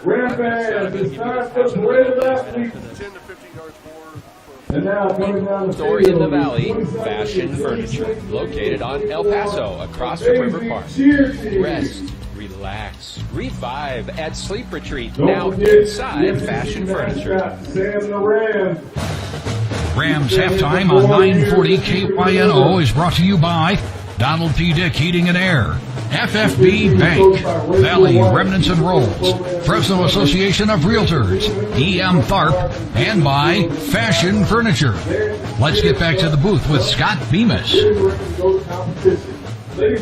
We've reached halftime here at Ratcliffe Stadium. Fresno City College and Sacramento City College meeting for the 41st time on the gridiron. And at half, the Rams lead it by 4. Fun little ceremony going on here at halftime as Derek Johnson, the Ram Athletic Director, here is introducing all of the athletic programs here at FCC, including the cheer team as well. It's homecoming here at Fresno City, and really gives you a sense of how many programs and how many athletes are involved here on the campus of Fresno City College. So the Rams lead at 14-10 at half. Shannon, how would you grade the Rams' performance in the first half? Up and down. Early on, they had some. It was a good mix of run and pass, and then I think they just kind of started to sputter a little bit. And a lot of times that's the defense making things happen. It just hasn't been a real clean game. It just nothing, and no one's dominated. We haven't really dominated in the run game where we did last week pretty well, but it just seems kind of a little inconsistent right now. Yeah, the Rams came out with a little burst offensively, but then since then they have kind of hit a little bit of a lull. Well, Shannon mentioned last week, and in that win over COS, one of the stars of the game for Fresno City was running back Xavier Ali. Xavier went over 100 yards last week, had a couple rushing touchdowns, and each week here at halftime we like to get to know one of our Ram football players a little better, and this week we get to know Xavier Ali. All right, here on the halftime show, we always like to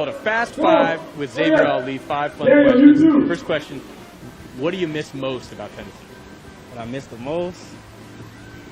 I would say just downtown, man. That vibe, that loud music everywhere you walk down the street. I would just miss the vibe, man.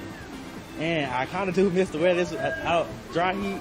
I'm trying to get used to now, but 1, 2, 3. Question number 2. What's your hidden talent or hobby? My hidden talent or hobby? I would say my hidden talent, I'm really a hooper. Give it up for your I love basketball. 14. Give me after season, give me a basketball. I'll be ready to play every day, any second. You play in high school? No, I did. I played one AAU game and dropped like 30 points. Never went back, but football has just always been that first love. So I think you chose well. Question number 3. What's the number one thing that's still left on your I want to do that, my life bucket list? Ah, man, I got to take care of my family, man. That's my main goal. Like, take care of my family. I don't want them working. I don't want them doing anything. So I just want to let them be free, you know, and let me do all the work. Number 4, another sport that you've never tried but you always wanted to try. I would say basketball, but I'm going to get more interested. Maybe baseball. Baseball, you know. Hit the ball. I think I would be a good little shortstop player. Right. Even outfield. I love baseball. All right, you hear that, Coach Carricker? He's going to come out for spring tryouts. Xavier Ali. He's going to be a fast, big center fielder out there. And this question, number 5. What do you hope to do after football? Oh, man. Just keep playing, doing what I love, and going to school, getting an education. If that doesn't work out, that's where school comes in, you know. I'll be doing something. You ever thought about it, like maybe what you want to do for a living? Do for a living? I mean, I would love to play football, but if that doesn't work out, I mean, Yeah, you want to as a play firefighter or something that helps people, you know, because I'm very kind, you know, so I would do something in that field. He'd be saving lives everywhere. He's fast, he's big, he's strong. He'd be a perfect firefighter. That's Xavier Ali. Thanks for joining us, Xavier. Thank you. I tell you, Shannon, if I was ever in trouble, you know, around a fire, and I knew Xavier Ali was on the job, it would make me feel very calm to know that he was trying to help me out if he becomes a firefighter. Oh, he seems like a great kid. I love listening to that. Yeah, and the funny thing I learned in talking to him, too, I said, you know, how did you end up coming out here? And he kind of touched on it a little bit without going into too many specifics, but that he had family out here, and it was his great-grandparents, and he told me that his great-grandfather, I think, had played football here at Fresno City College, and then he said at Fresno State as well, or at least had gone to Fresno State. So it's crazy how, you know, a kid from Tennessee has that connection to Fresno, even if it's, you know, 3 generations apart, and he finds his way to Fresno, and the Rams are happy to have him. Great story. That's awesome. Yeah, what a super neat kid. All right, so we're at halftime here. It's 14-10. Fresno City leads Sacramento City. Each week on the halftime show, of course, we also present a Fresno City flashback with the great Woody Wilk. We'll be back in a minute with that. You're listening to Ram Football on 940 KYNO. Benjamin Franklin said, "In this world there is nothing certain but death and taxes." Do you want to do a minute here, Scott, or do you want to do 30?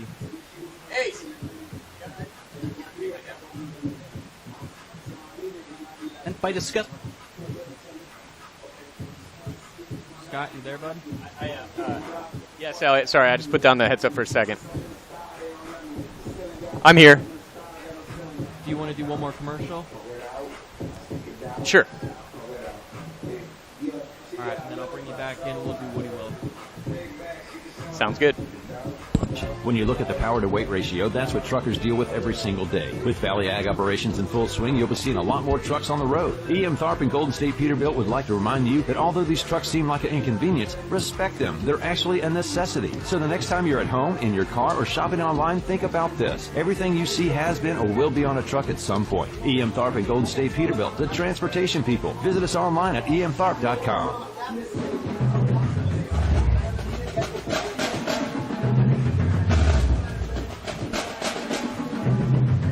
Welcome back to Ratcliffe Stadium. We're at halftime. Fresno City leads Sac City 14-10.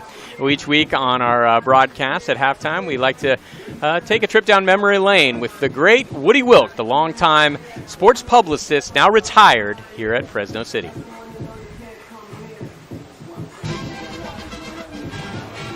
When Fresno City College and Sacramento City College played their first game in 1958 at the inaugural Sequoia Boy & Sanger on November 29, the Panthers got a look at the Rams' cat-quick running back Bestie Jackson Sr.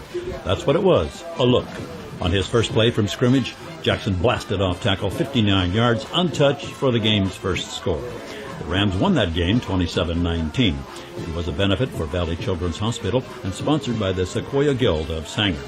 FCC and Sac City resumed the rivalry 4 years later.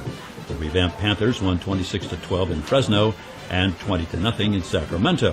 Then the Rams took control. From 1964 to 1979, FCC won 16 consecutive games against Sac City.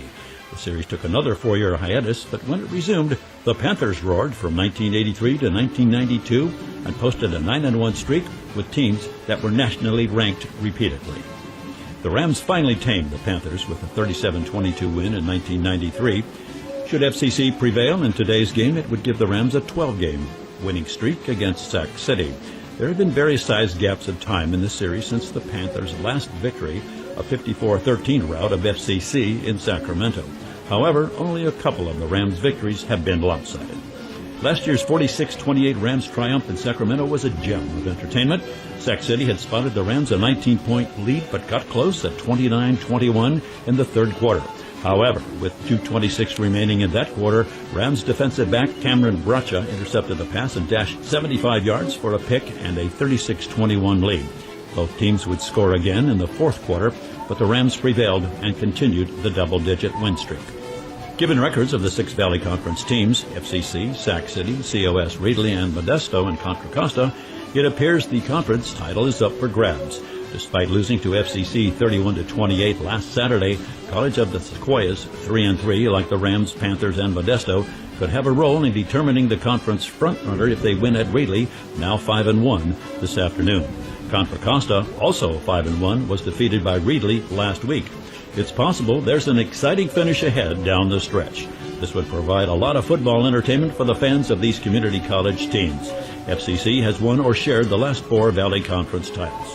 It appears the Rams are looking forward to extending that streak. This is Woody Wilk, rambling down memory lane on 940 KYNO.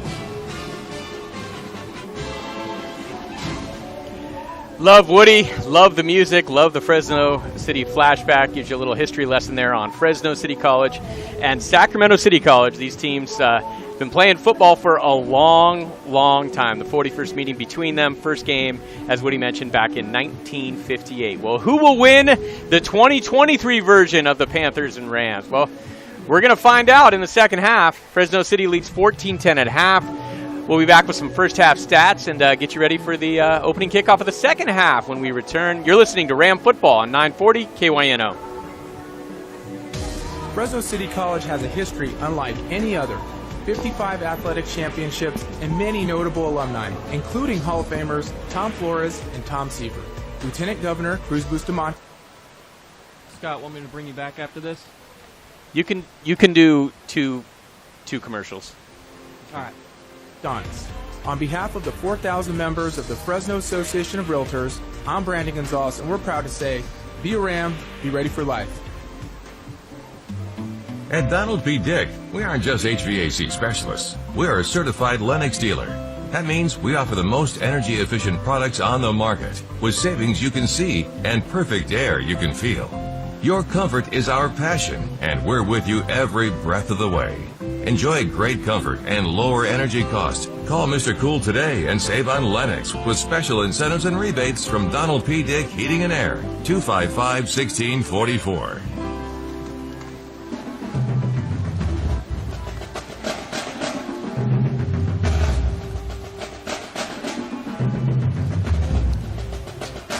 Welcome back to Ratcliffe Stadium. KC24, CBS 47 sports anchor Scott Bemis, bringing you the play-by-play, along with former Fresno City linebacker Shannon Pulliam in 82 and 83. He's a Fresno City Wall of Famer, also played little ball at Boise State as well, and has coached at numerous places here in the Central Valley. He's currently the head coach at Minarets High School. And Shannon, second half. What do you think the adjustments are going to be for Fresno City? What do you think Coach C's talking about in there? You got to go in and say, okay, listen, this is calm down. Let's go back to our game plan. Let's get after it. I think we need to try and establish the run like we did last week and had a good time running the ball, and then throw in some play action stuff. I know we've tried to hit some big ones over the top, a couple drop balls, maybe an overthrown ball, but I think just going back to the basics, establish the run, a little more play action stuff, and then maybe go over the top and try and hit some big ones. Checking a few first half stats for you. Alec Trujillo was 10 of 14 in that first half for 68 yards. So again, Alec was very efficient, but not a ton of yards. But they were moving the football early on, and there were a few drops as well. Oh yeah, I mean, if a couple of those passes were caught, those were some big yardage. I mean, he'd be up in the 150s, close to 200 yards. Unfortunately, that happens. But I think if they establish Ali and some of those other running backs in here, then the play action opens up, and then they'll be able to hit some stuff. Yeah, Fresno City came into this game averaging only 312 yards in total offense. That's only 40th out of 67 teams in the state of California. Sac City, as I mentioned, 64th out of 67 teams. So didn't expect there to be necessarily a ton of offensive fireworks in this game. But Fresno City has been efficient at times, have not been able to rush the football in this game, which has been a problem, I think. In fact, only 21 carries for 64 total yards in that first half. Yeah. Alec Trujillo actually is the leading rusher with that one run for 22 yards. Right. Runnels has been effective at times. You know, he had a couple nice carries, 5 for 20 for him. But Xavier Ali, our halftime guest, only 13 carries for only 26 yards in that first half. Yeah, he just. I think Sac City is doing a really good job. I'm obviously keen on the run, what they saw last week. I'm sure they watched a lot of film on that, and they've done their job of taking that away. So I see Tony coming out and trying to establish it back again. Checking a couple other scores for you. We mentioned the conference standings in the second quarter there. Well, a couple scores for you. These games are both in action right now. Contra Costa is at Modesto, and at last check, late second quarter, Modesto leading that one 28-14. As I mentioned, Modesto beat Sacramento City last week, so they're 1-0 right now. In conference. They, of course, got the automatic bid. Modesto did last year out of the Valley Conference after beating Fresno City in the season finale here at Ratcliffe Stadium. And the other Valley Conference score, College of Sequoias and Reedley are battling it out at Reedley's home field. And first quarter, still early. At last check, it was 3-0 Reedley leading COS. Both those teams ranked in the top 25. Reedley number 9 in the state, COS number 24. By the way, Contra Costa number 13 in the state, Modesto number 20 in the state, and Fresno City now ranked again after last week's win. They're 21st in the state. That's all according to the coaches poll. There's also a sports information poll as well. So 5 of the 6 teams right now are ranked who are in the Central Valley Conference. Hey, when you have a tough conference like that, you know, you can't take a week off. You know, there's no taking anybody off. You got to take everybody seriously, and just makes you a better ball club.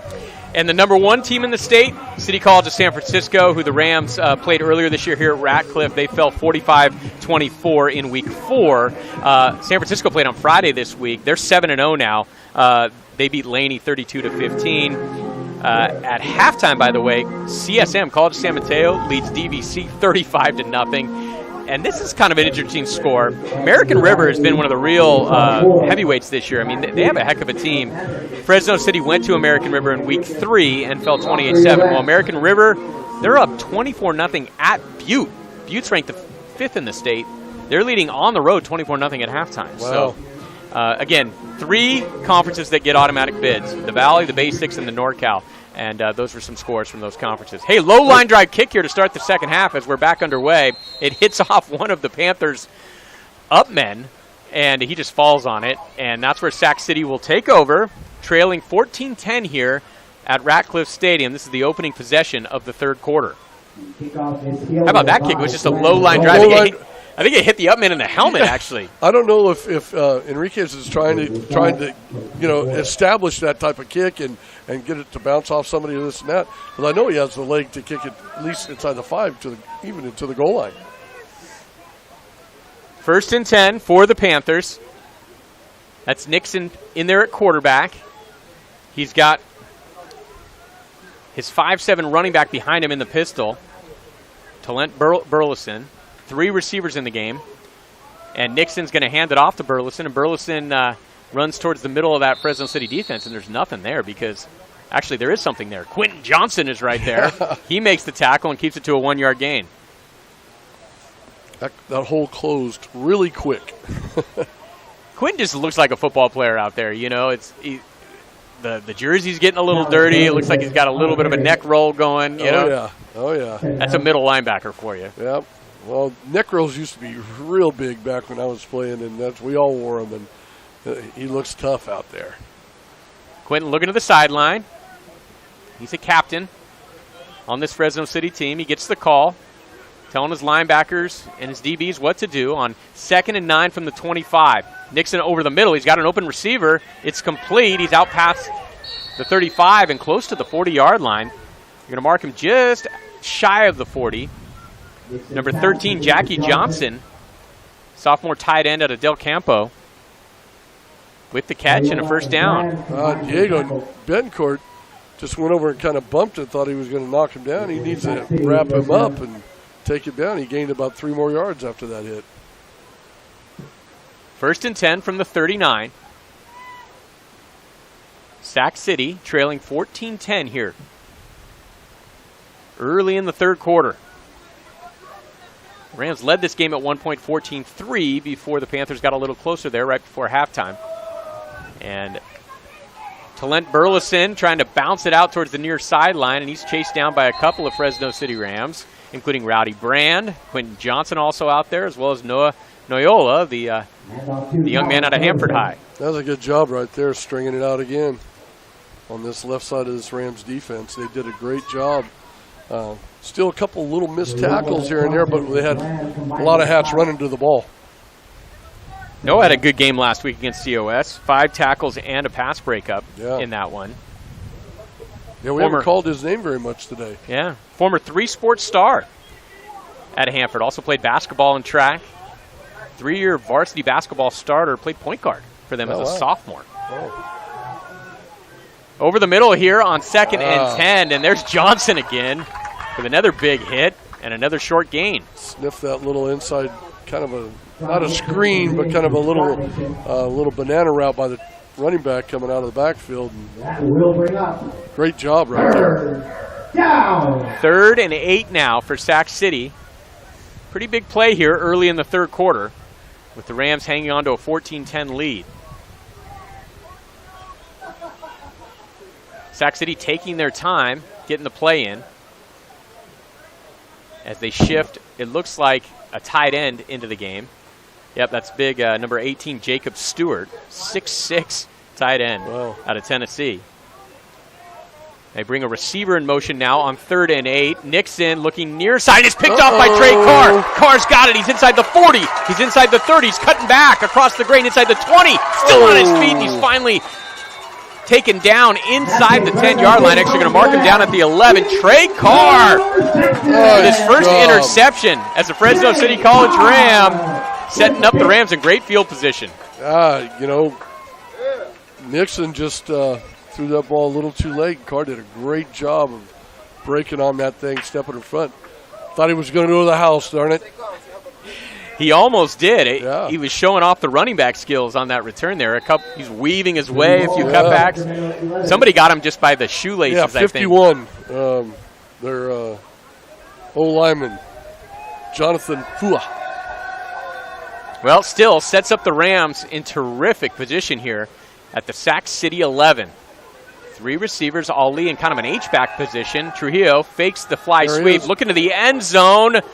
And he's looking for Aon, and it's incomplete. And I think you saw Gavin Nelson open, right? Gavin Nelson was wide open, not a guy 10 yards around him. And he's waving his hands, and Alec didn't see him. The interesting thing about that is that Alec rolled to his left, and there were 2 receivers in the end zone. There was Nelson, who was maybe about 10 yards in from the pylon, and there was Aon near the sideline. So you figured that Nelson was in his line of sight, right? Right. But he got locked in on Aon. He threw a good throw to Aon, but he was just out of bounds. Yep. Gavin was jumping up and down after the play, too. He was imagining his first touchdown as a Ram. Trujillo in the pistol here on 2nd and 10 from the 11. Alec again, play action over the middle for Ruiz. Touchdown Rams on the slant route. Ramon Ruiz with his second touchdown here at Fresno City College. Nice. And the Rams have once again jumped out by 2 scores. It's now 20-10. Well, it looks like Tony found some things in the passing game in the second half, or from the first half, and had some guys open in different spots, and Trujillo did a good job of that slant, putting it right on the money. Yeah, Ramon Ruiz.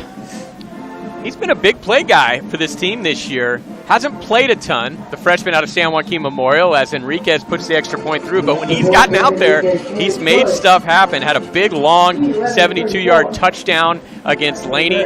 And now he gets his second receiving touchdown of the season here against Sac City. Extra point is good. It's 21-10 Fresno City. You're listening to Ram Football on 940 KYNO.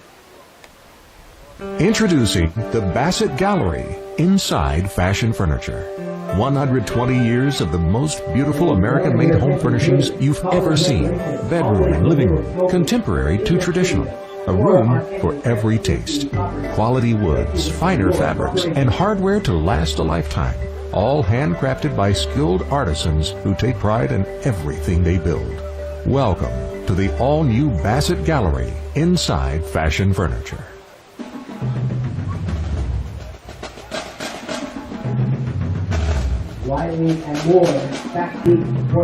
Trey Carr sets up Fresno City in great field position with his first interception of the season and of his career here at Fresno City. And then 2 plays later, Alec Trujillo on a slant route to Ramon Ruiz.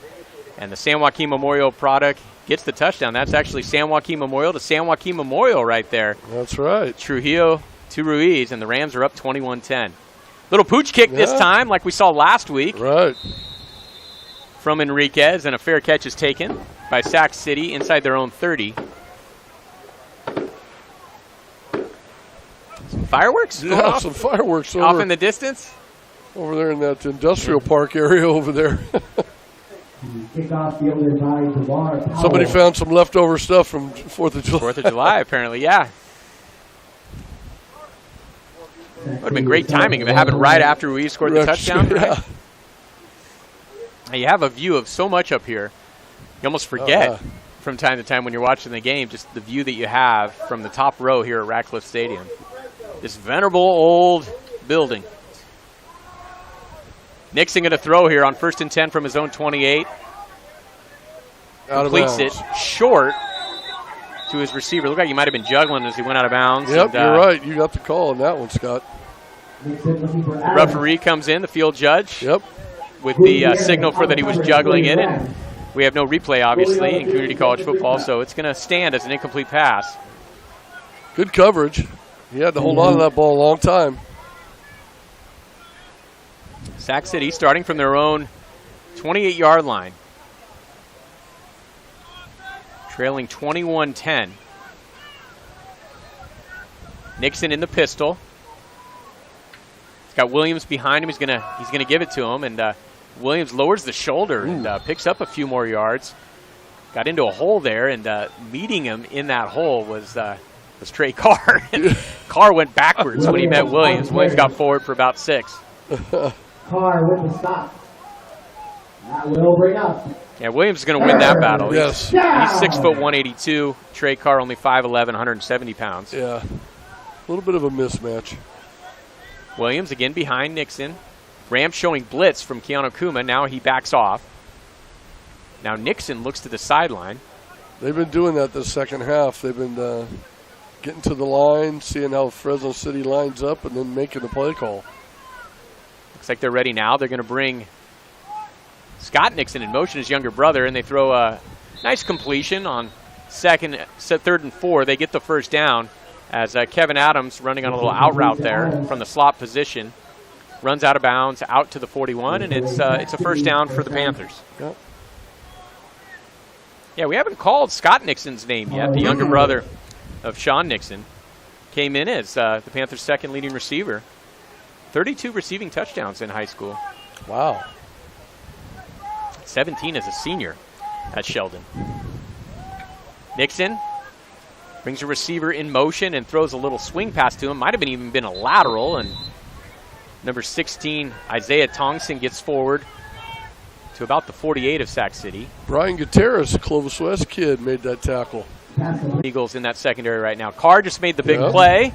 Now Gutierrez getting a little time. Yeah.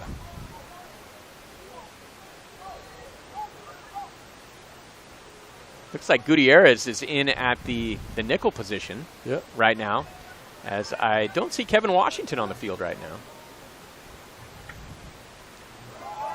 Williams going to get the carry on second and call it 4. And Williams is a tough runner. He spins out of a couple tackles and gets forward for another first down for the Panthers. Well, we got a flag here.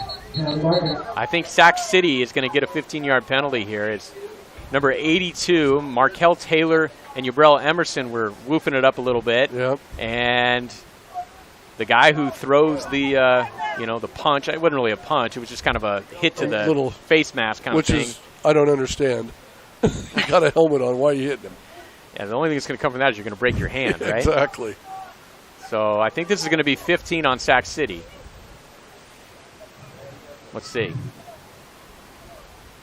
After the play, unsportsmanlike conduct. Number 82, right? Unsportsmanlike on 82, Markel Taylor of Sac City. So that's costly. I mean, they had it into Fresno City territory. Now, I still think it's going to be 1st and 10 because they picked up the first down. Yes. And it was a dead ball penalty. Well, I see Kevin Washington on the sideline. He's not sitting down. He's not getting any treatment or anything like that. He's walking around. I don't know. Yeah, I'm looking at him right now as well. Yeah. Maybe they're just mixing some other guys in, getting Gutierrez some experience. Sure. The Rams right now, defensively, Carr and Emerson at the corners, Kuma and Johnson at the linebackers, Betancourt and Noyola at the safety positions. Showing a 4-man front there as well. Nixon takes the snap. Going to hand it off to Williams again, and Keanu Kuma shoots up into the hole and gets another tackle. Keeps it to a 1-yard gain. Keanu really coming on here. Good defensive headsy player. He's very active. He runs around. Very solid tackler as well. Most importantly, gave me a follow on Twitter, or X this week, so appreciate that, Keanu. At SBMIS Online, if you're interested, Shannon. I know you're all over Twitter. Oh, yeah, all the time. You almost have to be in this day and age, right? Absolutely. Even as a coach. Sure. That's how you cannot contact with your kids. Nixon in the shotgun here on 2nd and 9. Nixon looking on a little swing pass, looking in the direction of Williams, and Quentin Johnson was right there. Falls incomplete. Johnson looks at Coach C. Quentin looks at Coach C as he was running over to the sideline and falls incomplete, and he gives him a little finger like, no, Coach. That ain't happening here. They're not doing that to me. 3rd and long now for Sac City. They're calling it 3rd and 9. Up front for the Rams right now, you got Pifferini in their right defensive end. I believe Marshawn Clayton at one of the defensive tackles, along with Jeremiah Shelton and Christian Smith as well at left duty. Man. Wow. A spiral that Surwett catches at his own 7. Travis coming near side here. He's got a little room. He's out past the 20. He's out past the 30. Makes a couple men miss out past the 35 before he's brought down. Travis Surwett had to go back on that football and field it at, I'd say, his own 7, I think it was. And he gets it out to the Fresno City 38, so that's a 31-yard return by Surwett. You know, what was really key in that, there were some guys that could have hit guys in the back and blocked, and they pulled off it, and Surwett made some nice moves, but that could have been kind of devastating a little bit because they were set up to hit him in the back, but they pulled off and did a great job. I bet as a coach you love seeing that discipline, that kind of discipline. Absolutely. Because you don't see it that often, right? Because the next thing you know, you see that yellow piece of cloth on the ground. They just can't resist, right? The big hit. It's so hard to. Yep. That's good, smart football. Trujillo in the pistol here. Ollie behind him from their own 38. Ollie's going to get the carry. Xavier looking for some room. Cuts it upfield. Does get about 3 on the play. Hasn't been able to bust that big one this week. No. They have been running behind that left side of the offensive line, as we've been mentioning. They do give them 3 on the play. So 2nd and 7 now from the 41. The Rams lead 21-10, 7:40 and counting here left to play in the third quarter. I'd like to see a quick hitter inside with him and just see how he can establish something here. Ali, he is going to get it again right up the middle like Shannon asked for, and Xavier started running horizontal there a little bit, and there wasn't some good push on that one. There's a flag down. It's a short gain, maybe 2 yards. Let's see what the call is. Holding. Offense, number 77. 10-yard penalty. On the foul. Holding on PJ Kamuta. Kamuta, yeah. Little guy, 6'6", 350. PJ, gentle giant. Woo. Out of Lincoln, Washington.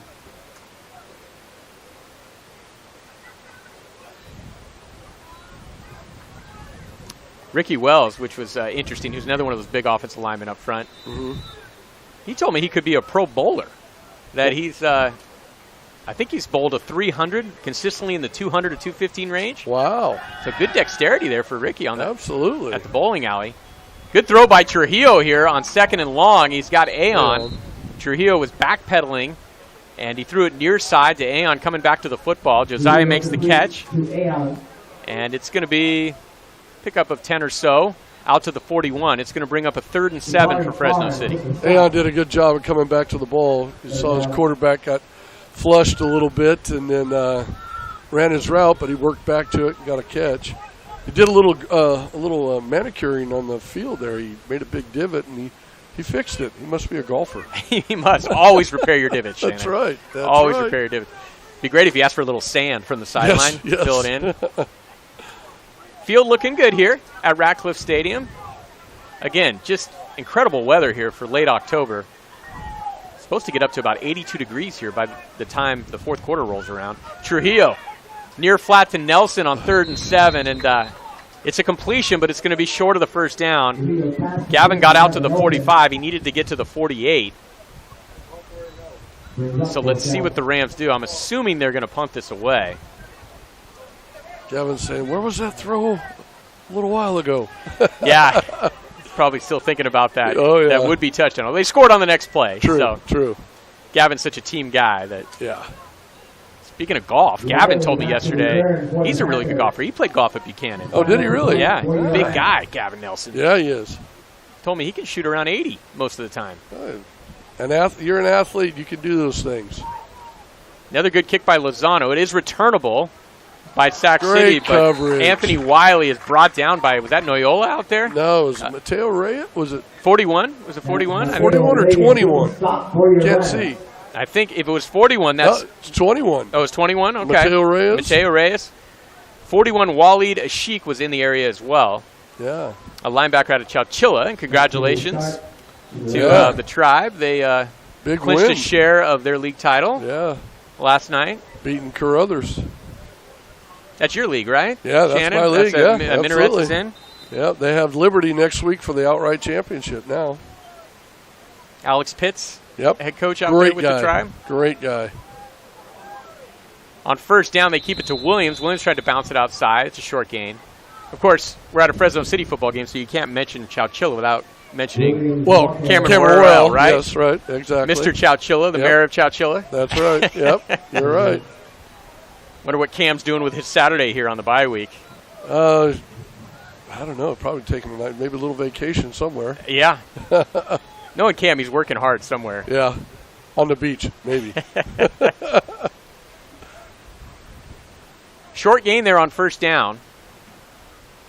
It's going to bring up a 2nd and 9 as the clock continues to run here. 4:50 and counting left to go. Third quarter, 21-10 Fresno City. 4 receivers in the game for the Panthers. Williams, second straight carry, and again he's stacked up near the interior of that Fresno City defensive line. Quentin Johnson in there. So is Love, along with Aldana as well. Quentin came from the backside. Great shuffle, scrape. Tried to tried to cut back, and Johnson was right there. This Ram defense came in allowing nearly 144 yards on the ground per game, which is in the bottom third of the state, but they've done the job against the run today. Solid up front. Solid. Noah Taylor, the freshman out of Washington Union, now in there at corner for Fresno City. Lance Saison playing safety for the Rams. 3rd and long. Nixon, his best throw of the day, I think, right there, as he hits a tight end in traffic, Jacob Stewart, and it's a first down for Sac City. It's about 15 on the pickup. They move the chains. Man, Noyola, I think he read that really well, but he just didn't trigger fast enough to get there, because I thought he was going to get there and make a play on the ball. Jacob Stewart, by the way, the 6'6", 230-pound tight end who caught that out of Ravenwood High in Tennessee. We haven't called his name. In fact, that's the first time we've called his name today on a catch. He came in as their leading receiver from the tight end position. Wow. He was a high school quarterback, had some lower division offers out of high school.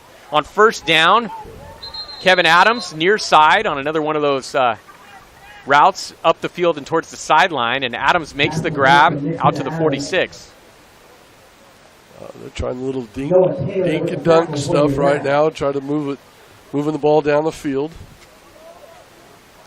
Good thing about it is the clock's running. Yeah, this Sac City offense, if they get behind, it's probably not the greatest scenario for them because they're not that explosive offensively. Yeah. They're kind of defense dominated, only averaging a little over 208 yards per game this season. But they're on the move here. Yeah.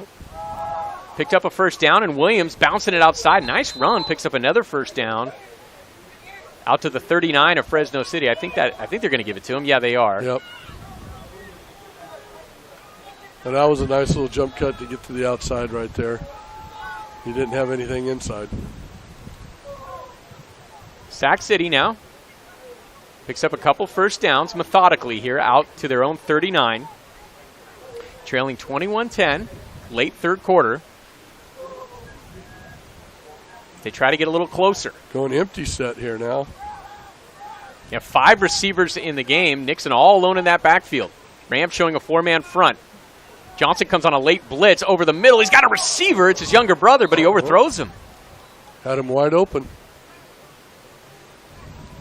There was some pressure coming that might have affected the throw a little bit. A little high, yep.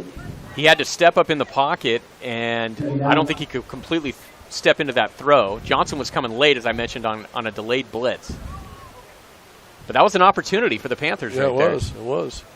He had his younger brother running down the seam there. That would have been a big gain. Yeah, he might still be running. Yeah, he had some room. Yep. Well, 2nd and 10 now from their 39. Williams checks back in at running back. He goes behind Nixon in that customary pistol. Fake it to him, and they throw the slant in the direction of Adams, and another throw that's a little high from Sean Nixon. A little off target right now, a couple throws, but he didn't have much pressure right there, but he had him open on that slant. Yeah, the timing. Yeah. So the Rams getting a little break here on this defensive series. A couple errant throws here by Sean Nixon sets up a 3rd and 10. The Rams carrying a 21-10 lead here as they try to get over 500 this season, coming in at 3-3, 1-0 in conference. These are the plays you got to make here on defense. You got to stop these 3rd and long plays. Can't let them move the sticks. They're going to go to the draw to Williams, and Williams pauses for a minute and then tries to get forward. And Alex Aldana, who's been making an impact here in the second half. Yeah. So the Rams force a punt.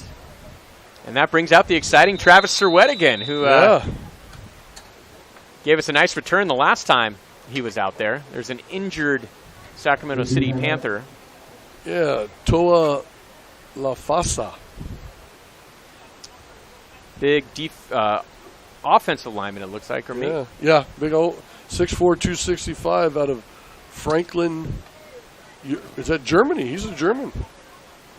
Franklin? Out of Elk Grove, it looks like. Elk Grove. I thought it was East Germany. Scott, I read that wrong. That shows our age right there, right? Yeah. The Olympics in the old days with East Germany. East Germany. Yeah, two different Germanys. So he walks off with a bit of a limp there. Hope he's okay. 940 Kino is proud to present Fresno City College football, and it's brought to you by Fresno Association of Realtors. We're here for you. All right, so we're ready for the punt. Rojas who kicked a beauty last time he was out there, but Surwett was able to return it a good distance, is out there once again. Surwett standing at his own 20. Rojas receives the snap at his 28, and another good kick. High, another deep one. Surwett takes it at his own 7. Travis makes the first guy miss, running near side. Lowers the shoulder, and a big collision there between him and number 55, Brandon Nolan of Sac City. And Travis goes out of bounds at his own 18. I wonder if that the muffed punt last week maybe got the Rams thinking about, looking at some new returners, and it looks like Surwett has won the job temporarily, at least here today. Well, he's done a great job. Ball's over his head, turning and running and catching the ball. It's huge. Finding a guy to catch the punt. You have to get those guys. Don't forget last week, too, and although Aon muffed that punt, he also had a big return late in the first half that set up a touchdown. Josiah, one of the sophomore leaders for this Ram team. Jalen Garrison on the fly sweep, gets the carry, and he gets the edge, and he gets the first down. Well, he had about maybe 2 more yards. He would have been able to plant that right foot, and he might have been gone up the sideline. So we give it to Garrison on the fly sweep, and he gets it out to the 29. That's an 11-yard gain on the play. Under a minute now left to play in the third quarter. 21-10 Rams. Well, I see that play a lot because that's what we run up at Minarets. We run the fly. That's why you got so excited. That's right. Trujillo in the pistol with Runnels behind him. Runnels gets the carry. Michael looking for some room and goes down at the line of scrimmage. About 6 yards downfield, a Panther lost his helmet. That's their standout linebacker, Jabari Farms. They're in no hurry with an 11-point lead, and they can let this clock run all the way down to zeros here in the third quarter. One more quarter left to play. It's 21-10 Fresno City as the clock does hit 0 here to end the third quarter. And as we always do between quarters, let's learn about another Ram to remember. At Dos Palos High School, a small football powerhouse in the North Valley, Rodney Davis and older brother Marquet combined to form a dynamic duo as the Broncos won multiple championships while the brothers were there. Marquet signed with Fresno State out of high school. Rodney's football path would take him to Fresno City for 2 seasons in 2000 and 2001, where Rodney gained over 1,000 yards on the ground and helping those great Ram teams go 20-2 over that 2-year stretch. And after joining his older brother the next year at Fresno State, Rodney would really break out as a Bulldog junior in 2002, finishing with nearly 1,600 yards rushing and 9 touchdowns, which included a 153-yard 2 TD offensive MVP performance in the Silicon Valley Classic. Rodney Davis, 2014 inductee into the Fresno City Hall of Fame, and certainly another Ram to remember. Rodney Davis had a couple good years here at Fresno City, but really busted out at Fresno State, which was kind of interesting. Well, Dos Palos was running back U for a long time. They couldn't. I played with a guy out of Dos Palos named Dean Collins, who at Boise State, and then Dean ended up transferring back and playing at Fresno State, and he was a fullback in there for a while, put on some weight, and tremendous running back. But they were putting him out left and right out there in Dos Palos. Well, and reading about him and his brother Marquet, and of course, excuse me, Leonard Davis as well, who was a great baseball player, and came through Fresno City as well, and actually was the head coach at Dos Palos, I believe, last year as well. And then as Fresno City picks up a yard here on the carry, on the second down carry, was asking Paul Leffler about the Davis brothers earlier this week, and Paul texted me back that perhaps the best in the Davis family might have been their sister, Amanda. Paul says she won a regional punt, pass, and kick competition, and he said she should have played football at GP. They got flag football now for the girls, and so Amanda probably would have been pretty dominant. On 3rd and 9. That was a late hit right there they didn't get. Cox got a ball. Cox got a nice pass right there. Najee, yeah. He's out near the marker. I think he's going to be a yard short. Yeah, good to see Najee make a catch there at the end of the first half and bring that one in as well. You always got to go back to those guys that had a couple drops and get their confidence built back up. Najee could be such a weapon, too, for you with his height. 6'4", 180. Yeah. He's another former basketball star. Averaged nearly 15 a game as a senior at Fresno High. Also nearly 15 rebounds per game. Wow. Great all-around athlete, Najee Cox. 4th and 1. The Rams are showing as if they're going to go for it here. Let's see what happens. They are. They're going to give it to Ali. Ali I think he ducks into it. the hole there, and he might have squeezed out just enough. Depends where the mark is. They are signaling first down. Yep. Wow. He put his head down and just got enough. Coach C with an aggressive call there. 4th and 1 in his own territory. I like it. With a 21-10 lead here early in the 4th. I like it. Sometimes my coaches over the years have looked at me like, what are you doing? Well, it's great when it works, right? Absolutely, yeah. You look like you're a genius. Yeah. I mean, you got to figure you have Xavier Ali, 6'3", 220 pounds. You got that big offensive line up front. And I think Danny Walker at Sac City is saying, hey, why aren't we measuring this? Huh. There's some woofing going on between the two teams right now. Yeah, they are. Now, Coach C's asking what's going on. The officials, I think, are going to measure this. They initially, one of the side judges signaled to move the sticks. Yeah, he did. But I think Coach Walker of the Panthers has been heard here, and they are going to measure. I'll tell you, it's right at the 41, maybe just inside of it. Leads me to believe that it is going to be a first down. Yeah, it looks like it's over the 39. The tip of the ball is over the 39, and it looked like the yard marker over there was right on the 39. So I think you're right, Scott. I think it's going to be about 3 or 4 inches over for first down. They're extending the chain, one of the dramatic moments always in football. Will they make it? Yes, they do, by the length of a football. And so it's a first down for the Rams, which gets a cheer here from the Fresno City side. The bleachers, which are close to being in full shade. The lower portion of the bleachers still in the sun. All those sun worshipers down there, they like that. And not a bad day to be in the sun with 80-degree temps. Fresno City College football on 940 KYNO, brought to you by Fashion Furniture. There's nothing like it in all of California. So the Rams move the sticks, now operating from their own 39 with under 14 minutes to play. Trujillo on a slant route, another pretty ball to Garrison. Garrison's got some room. He's at the 40. He's at the 35. He cuts back against the grain and gets inside the 25 before he's brought down there. Alec Trujillo to Jalen Garrison from their own 39 all the way down to the 23 of Sacramento City. Nice throw and catch, and then a lot of yak after that. A lot of yards after that catch. Those are the kind of balls that that Trujillo throws really well. I think those slant passes, he always hits the receivers in stride, which allows for that run after catch, right? Yeah, exactly.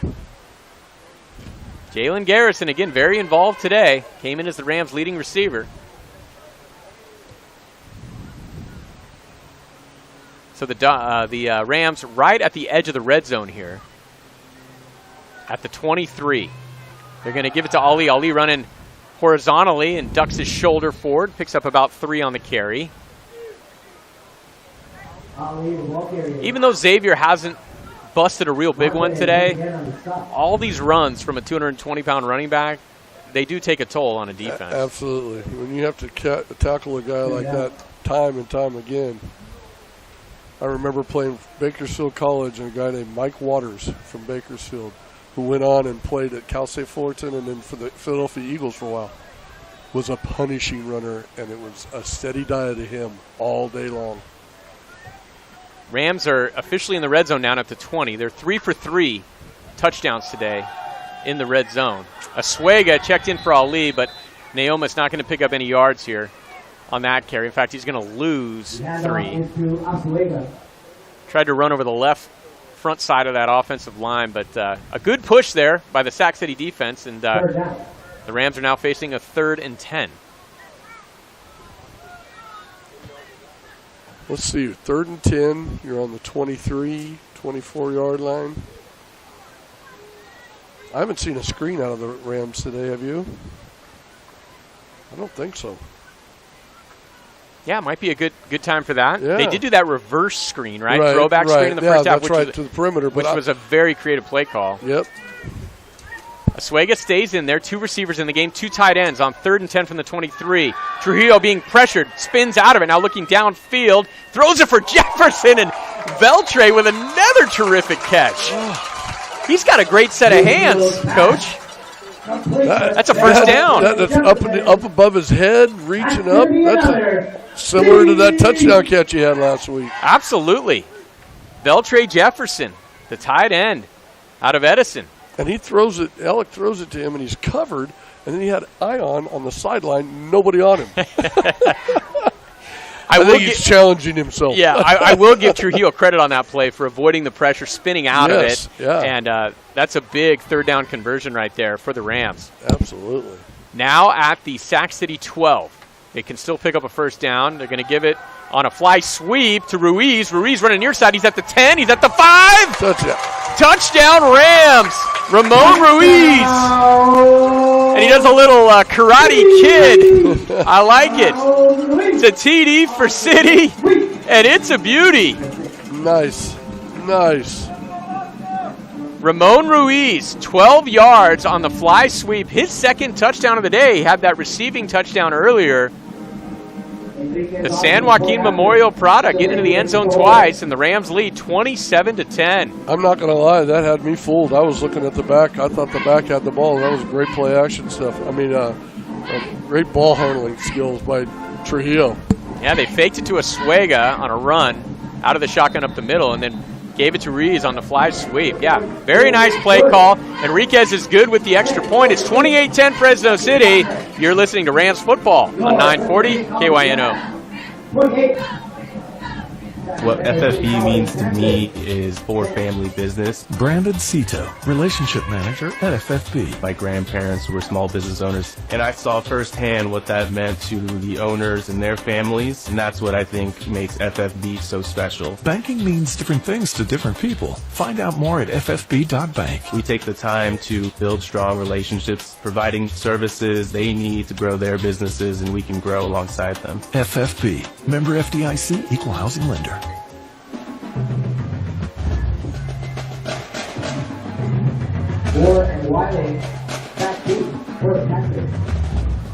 Welcome back to Ratcliffe Stadium.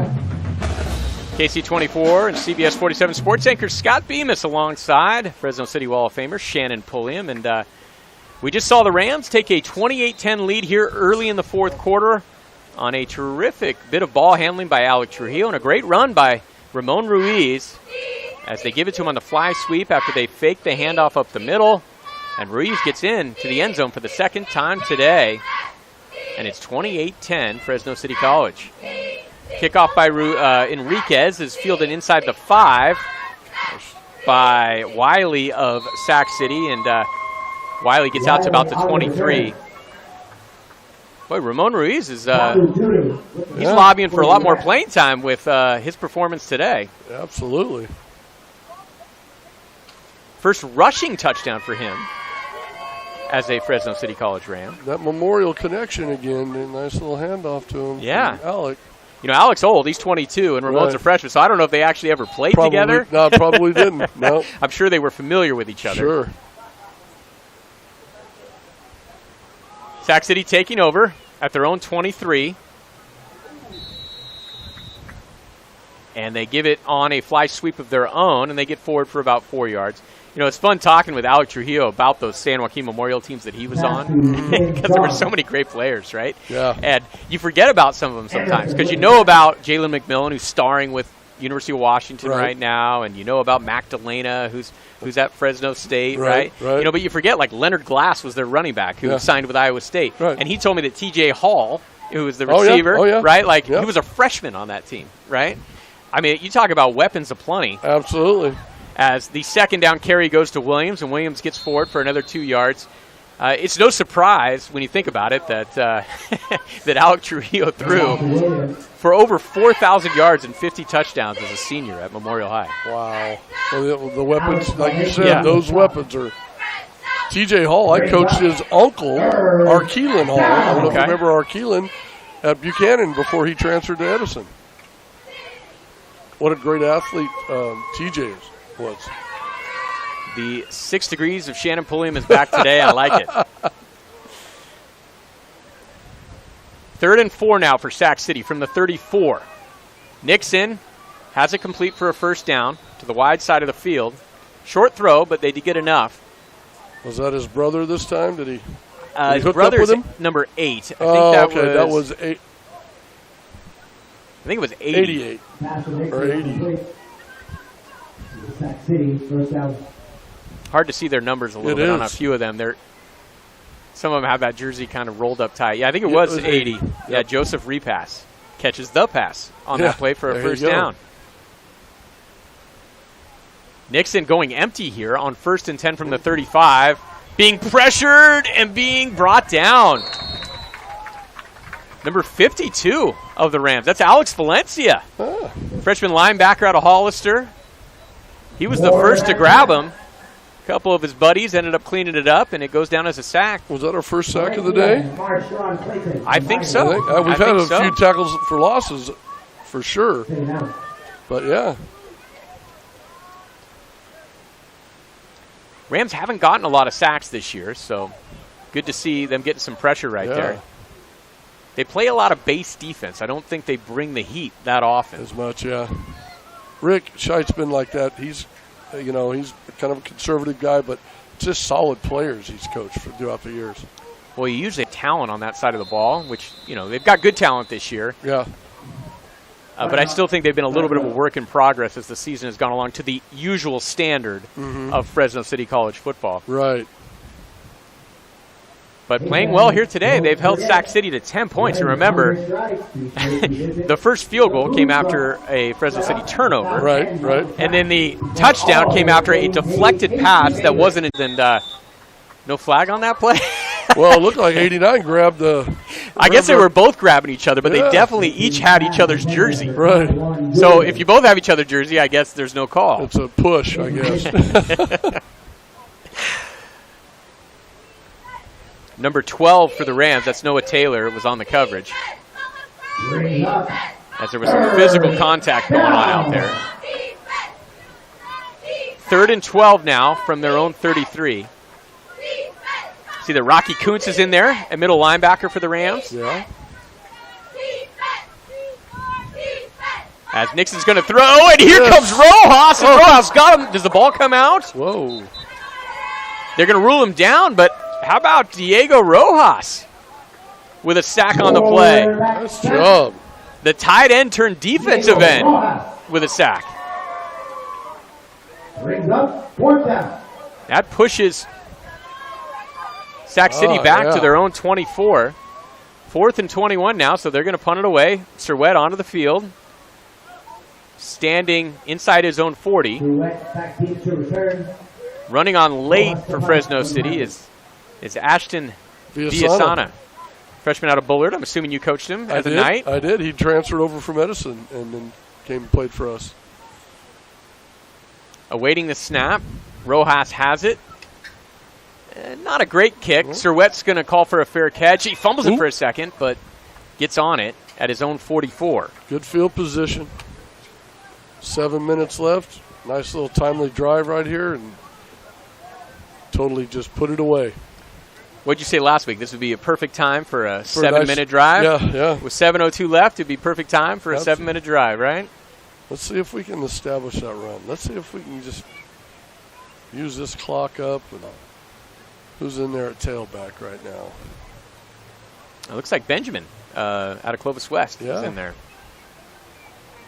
Deontay Benjamin. And Ryan Markarian in at quarterback. Hey, all right.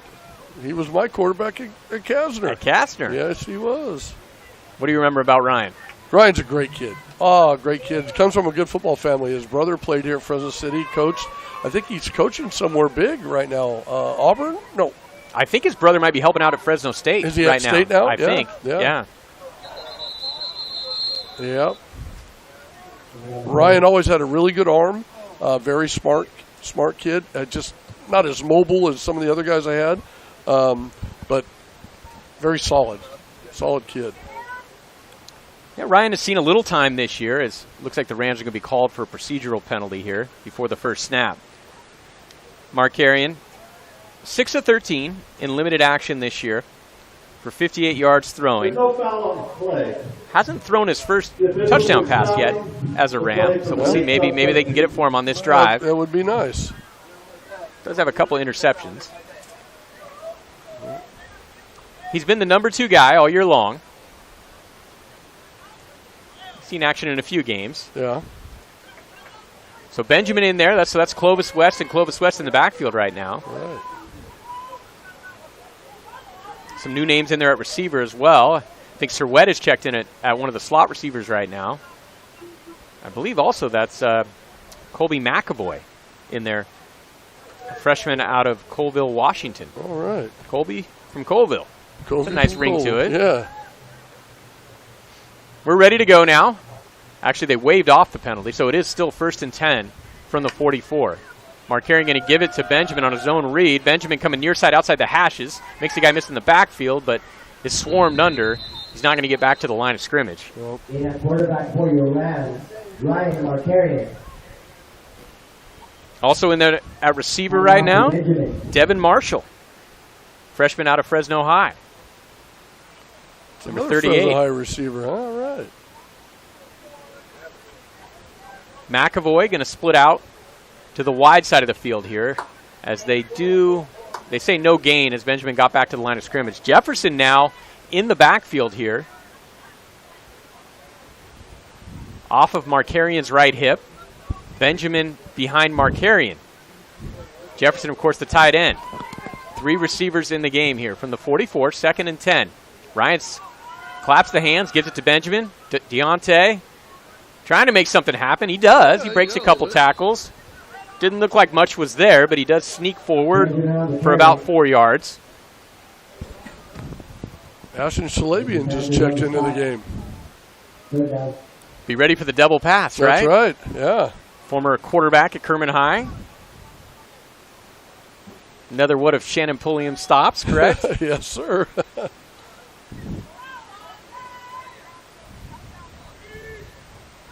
You must be invited back to a lot of alumni days. I just got a nice invite from Jason Donald, who's being inducted into the little bitty guy, and great family. Tom and I are good friends, and great to see Jason get inducted. Oh, well deserving. I got a funny Jason Donald story for you, too, right after this play here. 3rd and 7 for the Rams. Chalabian behind Markarian. Ashton going to get the carry and running hard up the middle and trying to get a little push towards the marker. Close. Picks up 5 or 6. He's going to be about a yard short of the first down. So the Kerman Lion getting a carry there. Right, good for him. Getting a good gain.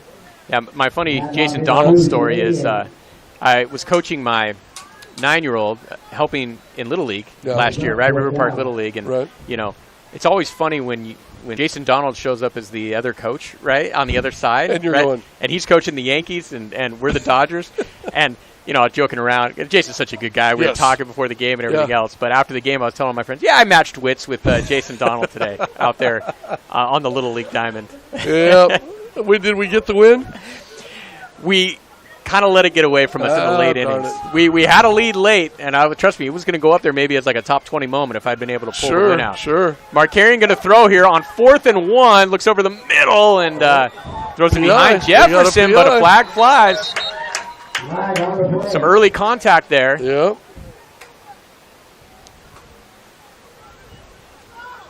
I think this is going to be PI, which would be an automatic first down here. On 4th and 1, the Rams went to the air there, maybe trying to get Ryan Markarian that first touchdown pass. Yeah. First down. Well, we get to move the chains, continue this drive, chewing up the clock.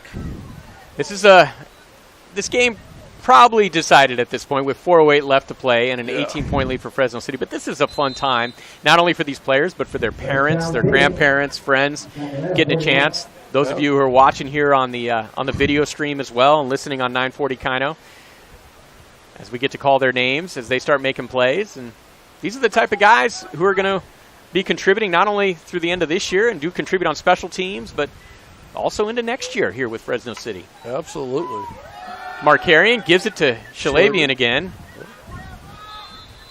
Ashton, a short game this time, maybe 3 yards on the carry. And Shalabian's a weapon. You know, the fact that he played quarterback in high school, and we've already seen him throw a touchdown pass this year for Fresno City. You know, he's the holder on kicks, and when you have an athlete like that who can also do some different things, throw the football. And how many pooch kicks did he catch last week? 4 of them. He had 4 returns last week from one of those up positions on the kickoff coverage. Right. Looks like the Rams are going to get over 500 after that 1-3 start. It looks like it's going to be their 3rd straight win here, leading 28-10 with 3:20 and counting left to play. 2nd and 8 from the Sac City 39, and Markarian turned the wrong way that time and mixed up in the backfield. This is going to be a loss. That's when you tell your quarterback right there, you just follow that guy you missed the handoff with. Just get right behind him and follow him.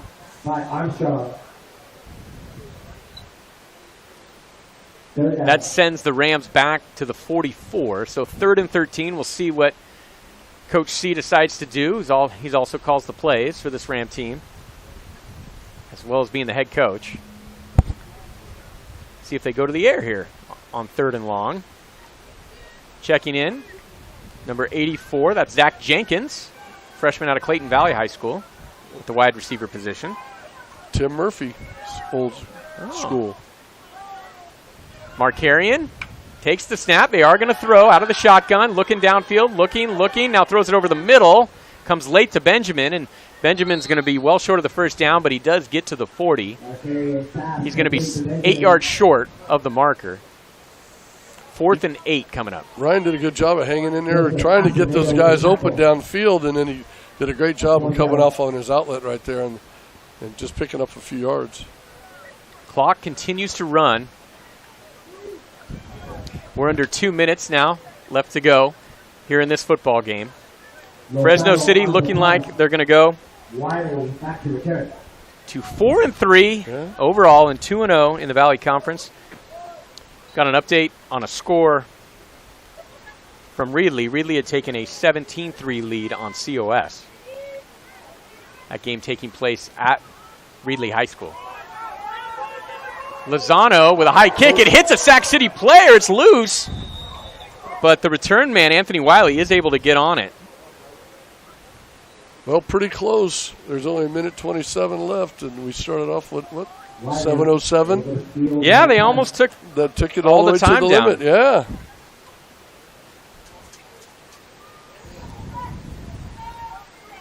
Just kind of playing out the string here at Ratcliffe Stadium. Just a reminder, next week, the Rams are at Contra Costa, 1 p.m. We'll be on the air at 12:40 on 940 Kino. The Comets playing at Modesto today. At last check, it was 28-14 Modesto in that game at halftime or late second quarter. 28-10 Rams. As I see now that Alex Valencia back in there at middle linebacker. As Sac City's going to keep it on the ground. I believe that's running back Chris Moore, number 46, freshman out of Kennedy High School in Sacramento. Checking in for the Rams, number 20, Dalu Danu, another Buchanan Bear. Yeah. Coming to the sideline, I believe that's 29, Charles Bailey III, another Edison Tiger. Yeah. Love to hear these local kids. And Damon Wiggins also in the game at corner, another freshman out of Edison High. All right. Whoop. Fumbled snap by Sac City, and it's going to be a TFL. Yep. It's going to be a TFL again for Diego Rojas. So Diego gets a sack, and now he gets another tackle for loss. Absolutely. 30 seconds to play here in this football game. Rams lead 28-10. Sac City does not need to snap it again if they don't want to. Coach C's already taken off the headset on the sideline. As we're under 20 to go, looks like the Panthers will run another play with backup quarterback Calvin Owen in the game now. And they're going to keep it on the ground one more time to Moore, and Moore gets forward for 7 or 8. The Rams bring him down there in 3, 2, 1. Triple zeros on the clock. The Rams win it here today, 28-10 over Sacramento City. The Rams moved to 4-3 on the season, and perhaps more importantly, moved to 2-0 in the Central Valley Conference. Sacramento City with the loss falls to 3-4 overall. They are now 0-2 in the Valley Conference. We'll be back with a fun post-game show. Rams win it 28-10. You're listening to Ram Football on 940 KYNO. What FFB means to me is for family business. Brandon's. Hey, Scott, how long a break you want here? You can go long on this one. Like 2 minutes is fine. Or, Things to different people. Find out more at ffb.bank. We take the time to build strong relationships, providing services they need to grow their businesses, and we can grow alongside them. FFB. Member FDIC, Equal Housing Lender. Hello, I'm Brandon Gonzalez, real estate broker and a proud former Ram at Fresno City College. On behalf of the Fresno Association, long success of Ram football. In fact, the entire athletic program at City College. It's not just about winning.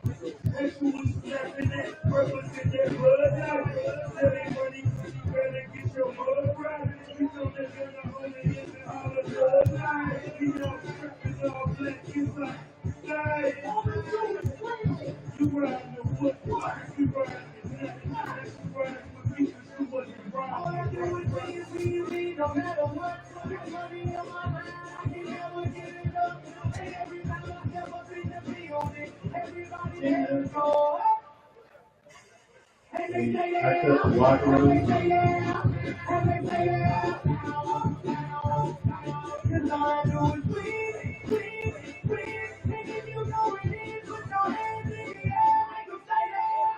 In the kitchen, on the stove, water getting boiled.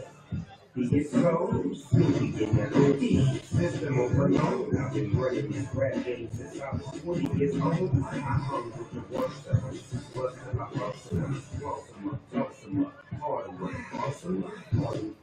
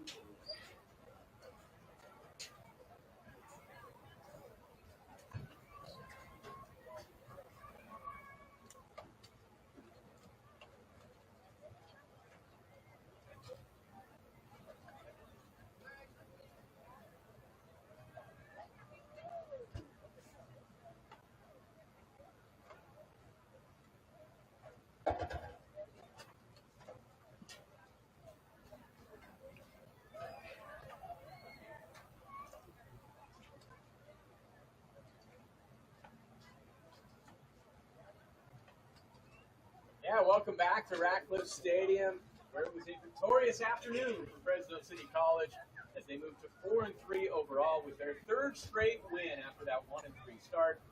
And perhaps more importantly, they moved to 2-0 in the Valley Conference. And, Shannon Pulliam, I asked you, at 2-0, they're kind of in the driver's seat right now. Absolutely. I mean, if you talk to Coach Avillian, 2 ugly wins, but a win's a win. And whatever it takes, get it done. But, yeah, you're a good driver's seat right now. You're looking good. This was kind of a businessman special, I would say, right? They just kind of did what they needed to do today.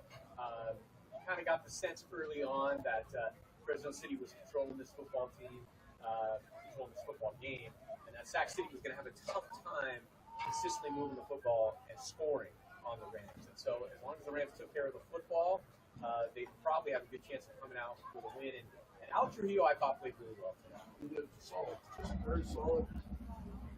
Throws were all on the money. Did a great job picking up the pocket when they had any pressure. And like I said earlier, before the game started, I really like the And that defense, let's give that defense some credit as well. We mentioned it there in the fourth quarter that, Sac City has 10 points on the scoreboard, but in reality, both of those plays, I don't want to call them like fluke points or anything, but they scored after a turnover, which had already set them up in great field position. So you can't really blame the defense for that one. And then another time, the Rams play good defense, and it's a lucky bounce that goes in favor of the Panthers and sets them up on a huge play deep in Ram territory. And so that defense in reality, right, really didn't even give up much at all. They were solid up front. Couldn't establish a run game. Passes here and there. But overall, they were right out. You don't give up 10 points in the game, from the circumstances, the way those goals were scored. Great hats off. So the Rams win it 28-10 here at Ratcliffe Stadium. So what's next for Fresno City College? Well, from here, the Rams will be on the road, right? Yeah, they'll hit the road next week at Contra Costa at 1 p.m. Contra Costa came into today, ranked 13th in the state in the coaches' poll. They're 5-1, the Comets are. At last check, Contra Costa, though, trailing Modesto, was ranked 20th in the state, 49-21 at Modesto in the fourth quarter. So it looks like Contra Costa will likely be 5-2 and 0-2 in the Valley Conference when the Rams and the Comets kick it off next Saturday at 1 p.m. Again, we'll be on the air at 12 p.m. for that Valley Conference football game as Contra Costa tries to get a little revenge for last year's game here at Ratcliffe, a game that the Rams won handily 41-14. What's next for Sacramento City? Well, next up, they'll host COS next week, and at last check, COS is trailing Reedley at Reedley 17-3 early in the third quarter. So COS might be in that game looking for their first conference win along with Sacramento City as well. The Rams win it 28-10. Let's take another break here. We'll be back with more on the post-game show. Hopefully we'll have a chance to talk on the phone with head coach Tony Cordelia. We'll try to run down some stats for you and give you more scores. You're listening to Fresno City College Football at 940 KYN. Okay. Yeah. You are. We got it. Okay.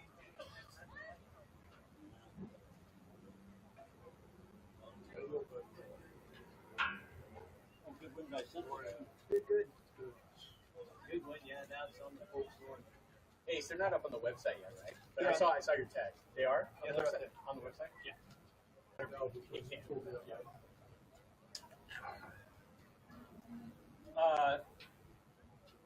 Hey, what do I have on the sheet for it? Do I have anything? 2 or 3 minutes? You could do 3 on this one. Try to give some folks some time. The 362 Oh, I noticed that.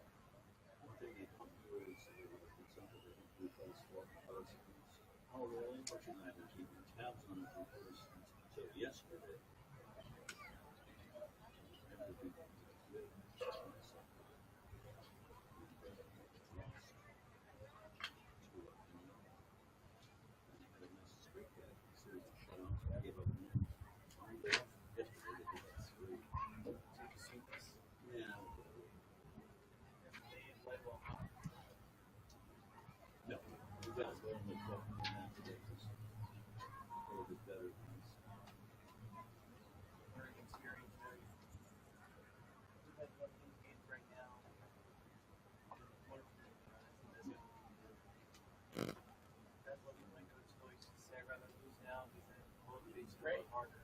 Bug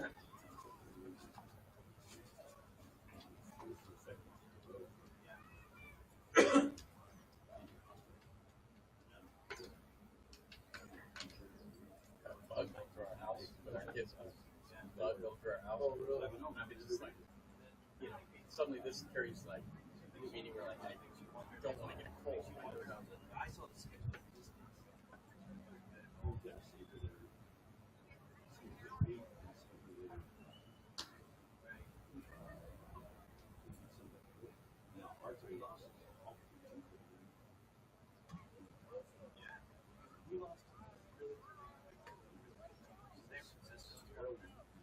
Welcome back to Ratcliffe Stadium. 28-10 the final here today. Fresno City beats Sacramento City to move to 4-3 on the season, third straight win for the Rams. And I believe we're joined on the phone right now by the head coach of the Rams, Tony Paglia. Coach, how you doing?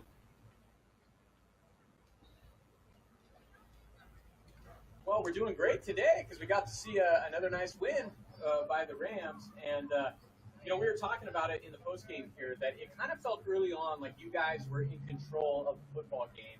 And to Shannon and I, it just felt like if you took care of the football today, you were probably going to come out with a win.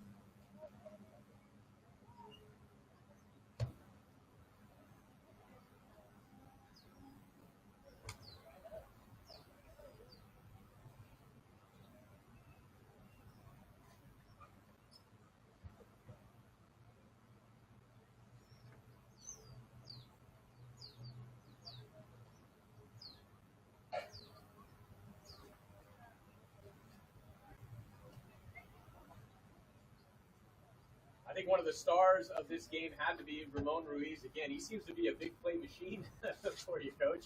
Whenever he gets out there, something seems to happen. 2 touchdowns today.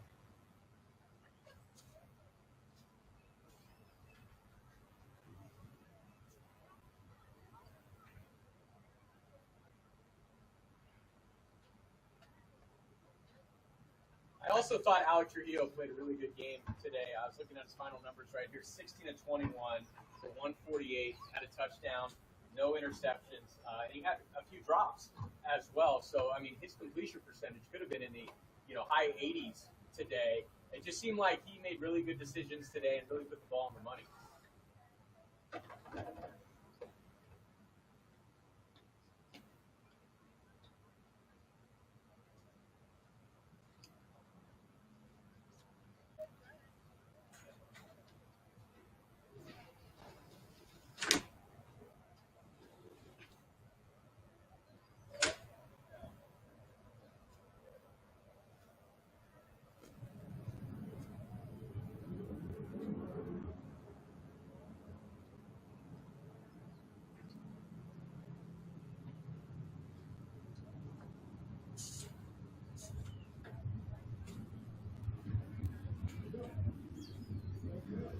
Hey, Tony and Shannon again. How you doing?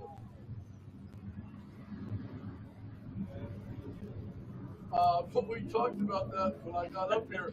That was probably back when I was playing, and probably after a penalty or something, I had to run some stadium stairs. Oh, heck yes. Hey, your defense was tough and just stiff as a board today.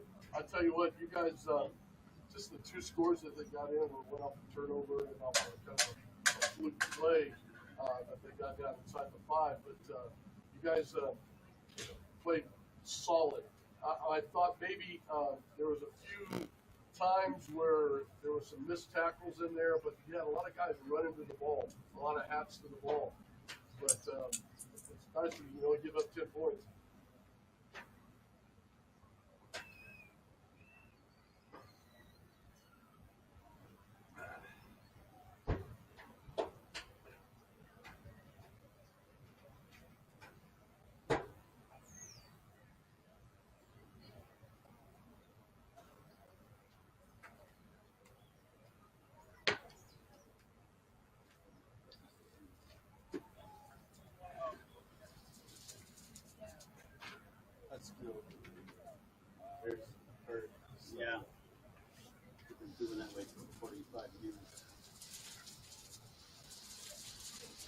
absolutely. Hats off to Rick and your staff. Really good.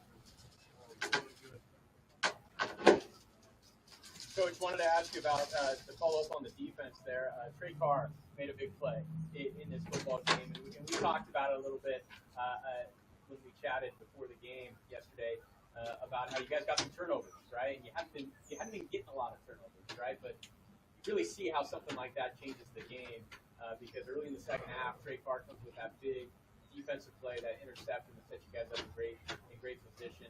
What kind of growth are you seeing out of the defense this year?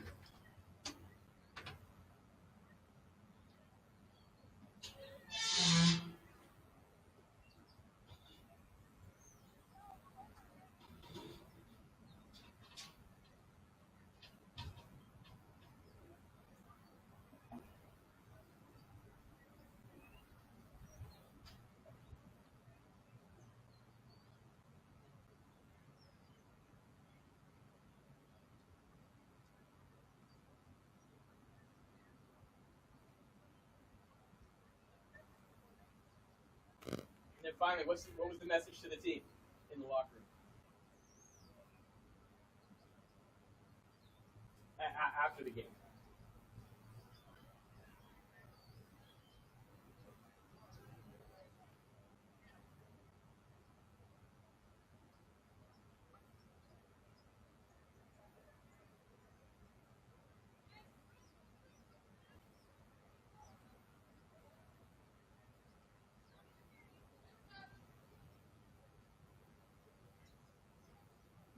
Yes, it does. It starts right away for you guys, and that'll be a good one next Saturday at Contra Costa, 1 p.m. kickoff, again, 12:40 on the air, 9:40 Kino in San Pablo. It'll be my first trip there. I'm looking forward to it. How many times you played at Contra Costa, Coach? Wow. That's a plan. That's a plan. We'll have to chart out our course, find if there's an in and out on the way or something. I mean, it'll be fantastic. Yeah. Yeah. Wow.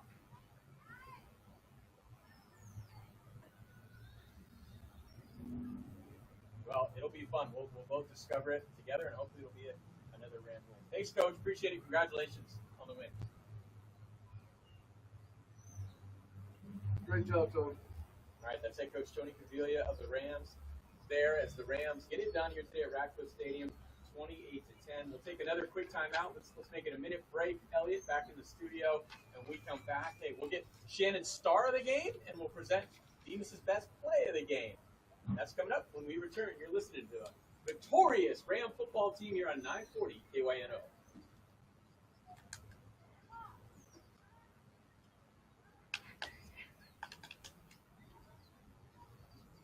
Radio Kino. I remember listening to that when I was a kid. Boy, I tell you.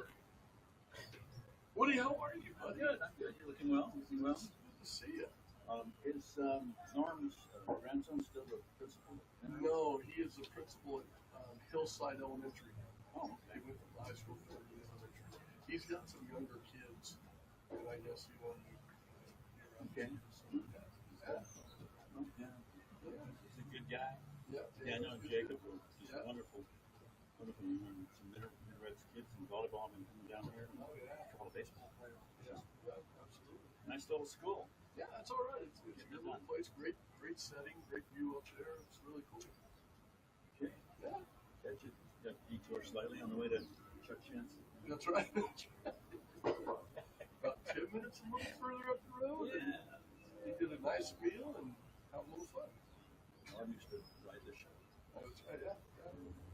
Welcome back to Ratcliffe Stadium.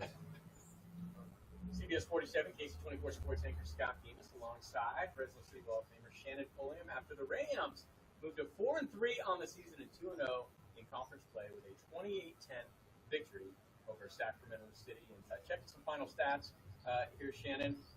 Overall stats for both teams, total offense, kind of ironic. Sacramento City, in the end, exactly on their average, 208 yards of total offense in this game. The Rams, 250 total yards. So they were below their season average, but they put points on the board, and that's what matters the most. Net yards passing, 152 for Fresno City to 149 for Sac City. Third down efficiency, the Rams were 6 of 14 versus 4 of 14 for the Panthers. Sacramento City, they had one interception that they threw. Rams did not throw an interception. Of course, they did have the one fumble. Rushing yards, 98 for Fresno City and 59 for Sac City. So the Rams really controlled that Panther rushing attack. Some individual numbers for both teams. Let's see if we can get to that. Go to the box score here. Check Fresno City. I mentioned Coach C there. Alex Trujillo, 16 to 21, 148, and a touchdown and no picks. Very efficient. And as we mentioned, a couple drops, so that those stats would have been even better. Oh, absolutely. He solid. Just he's one of those guys that just goes up there, gets the job done, and not flashy, and wins ball games. Yeah, exactly who Alex Trujillo has been the last couple of weeks for this Fresno City football team. Leading ball carrier for Fresno City, Xavier Ali, 16 carries, only 33 yards. And longest run today was 5 yards. It was surprising after the performance we saw last week. Yeah, it didn't look like it was quick.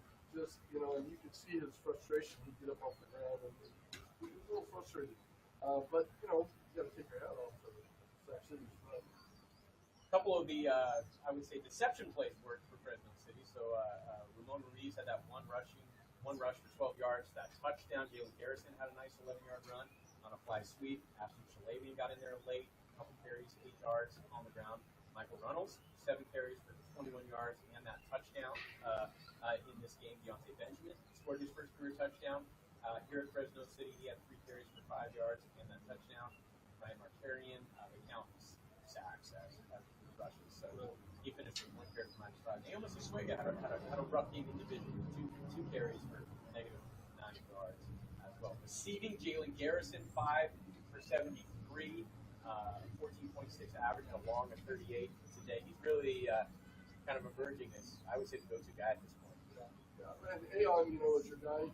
He didn't get as many touches today, but Garrison looked good. Najee Cox did have 2 catches for 13. Josiah Aon, 2 for 11. Beltre Jefferson, another terrific catch for a first down, 1 catch for 11. And Ramon Ruiz made his 1 catch count as it was an 11-yard touchdown. Also, Valley Washington caught a pass. Xavier Ali, Naomi Siswega, Deontay Benjamin, Gavin Nelson also caught a pass for Fresno City. See if I can check the Sacramento City side real quick. There we go. Sean Nixon finished 14 to 23, 149, and an INT, and they just had a tough time running the football. Williams was their leading carrier, 15 for 43. Their leading receiver was Jesse Nelson, 2 for 62. Of course, he caught the tip pass that went for 57 yards in this football game. But generally speaking, the Rams bottled up the Panthers here today defensively and put a few touchdown drives together to start this football game. Got a couple of key turnovers and key special teams play, and that all added up to a 28-10 win for the Rams. All right, we introduced it last week. Shannon Starr. Who's Shannon Starr of this football game? Well, I'd like to go with. I like to have 2 today. Offensively, I like to take Alex Frias. He was just solid. The extended plays, his throws were right on the money. His percentage would have been a lot higher. We didn't have as many drops, but I thought he was solid in all get out. I mean, he just steady Eddie guy. Not flashy, but gets it done. And then my other one is, I want to say the whole defense. They were just, exactly, kept them, guessing with a little bit of blitz here, not much, but just solid run around 11 hats for the football, tackling, like Coach Tony really said. They run around. They may not be flashy as well, too, but they got 11 hats running through the football. But those are my 2 picks. I got to have Alex on offense and then the whole defense. I think those are great picks. And looking at the defensive numbers, it kind of speaks to what you're talking about. Quentin Johnson led with 6 tackles today, four solos. And then Loyola had 5, Uma had 4, Aldana had 4, Emerson 3 tackles, Rand 3 tackles, Valencia 3 tackles. I mean, the list is very, very long of players who made tackles in this football game because we played a lot of guys as well. And so it was a really team effort for Fresno City on defense today. Trey Carr maybe coming up with the biggest defensive play of the game, that interception that led to a touchdown. Now, one guy I think who deserves an honorable mention today, Ramon Ruiz, right? Yes. Those two touchdown catches, especially with the limited amount of time that he's on the football field. He caught a touchdown pass, and then later he gave us Beavis' best play of the game.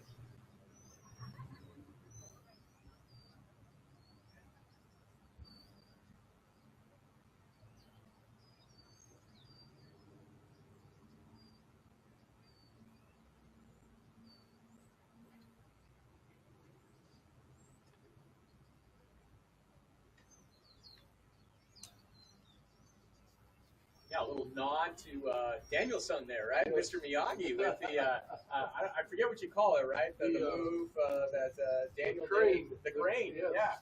He did a little crane, so maybe that will become Ramon's trademark. Let's just hope he doesn't get 15 yards for that in the future at any point. But yeah, Ramon Ruiz getting it done today, the freshman out of San Joaquin Memorial with touchdowns 2 and 3 in Fresno City College careers. He gets one on the ground, and he gets that one on the ground, and he had one receiving earlier in the game as well. So the Rams win it 28-10.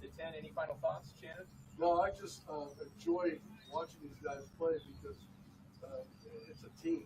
And you're watching guys, a full team, everybody able to participate and put something into it.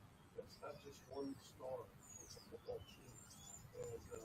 And I'm enjoying it. This is great. It's great to be back here at Ratcliffe and watch this. I appreciate you bringing me in to do this. But I enjoy football, you know, and what's better than a Saturday afternoon? Especially with weather like this, and a 1 o'clock start, which leaves enough time in the evening to go home and watch a little more football, Absolutely. right? Absolutely. The Rams get it done 28-10 here today over Sacramento City. This is their 12th straight win over the Panthers. It's kind of hard to believe, to be honest with you. The last time they lost to this football team, 1992. Coach C now 11-0 all time versus Sacramento City. Just a reminder, we will be on the air next week at Contra Costa, 1 p.m. start. You will kind of discover that football field and that stadium and that environment with us, because as you heard, Coach C has never actually been to Contra Costa, which is kind of amazing to hear, considering that this is his 25th year at the helm of Fresno City College. It'll be my first time there as well. Looking forward to bringing it with you. Again, we'll be on the air at 12:40 next week.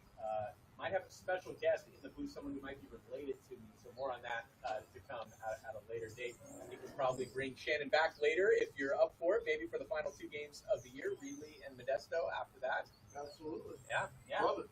So my thanks to Shannon Pulliam for joining me again today. My thanks to Elliot back in the Fresno studios for all he does in helping this broadcast get on the air. And as always, I want to thank everybody at 940 Kino, including Jim and the great Woody Welk as well at Fresno City for putting together the Fresno City Flashback. And as always, I want to thank my family for letting me do this as well. Right, Shannon? You know, happy wife, happy life. That's right. Where would we be without him? Exactly.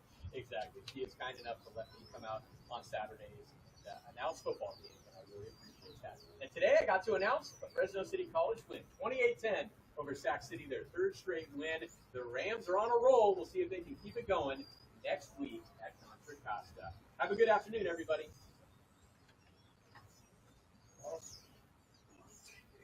Awesome.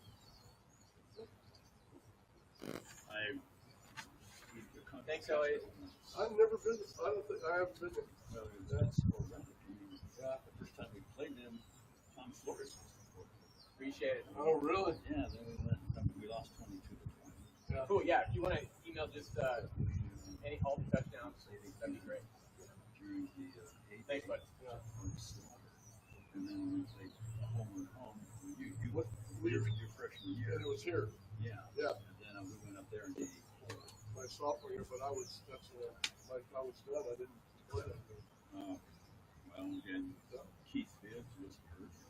Keith, yeah. And Anthony Mosley had a great game, but they won. They had field turf. I don't know if they still have it, Scott.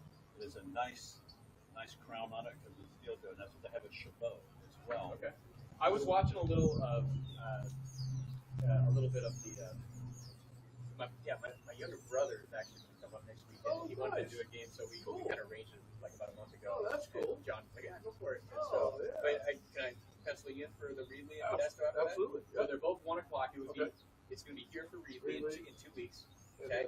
And then at Modesto. So if you want to drive up to Modesto together, we can. Sure, that would be good. That would be great. Absolutely.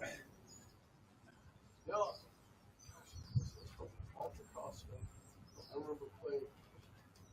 Was it here?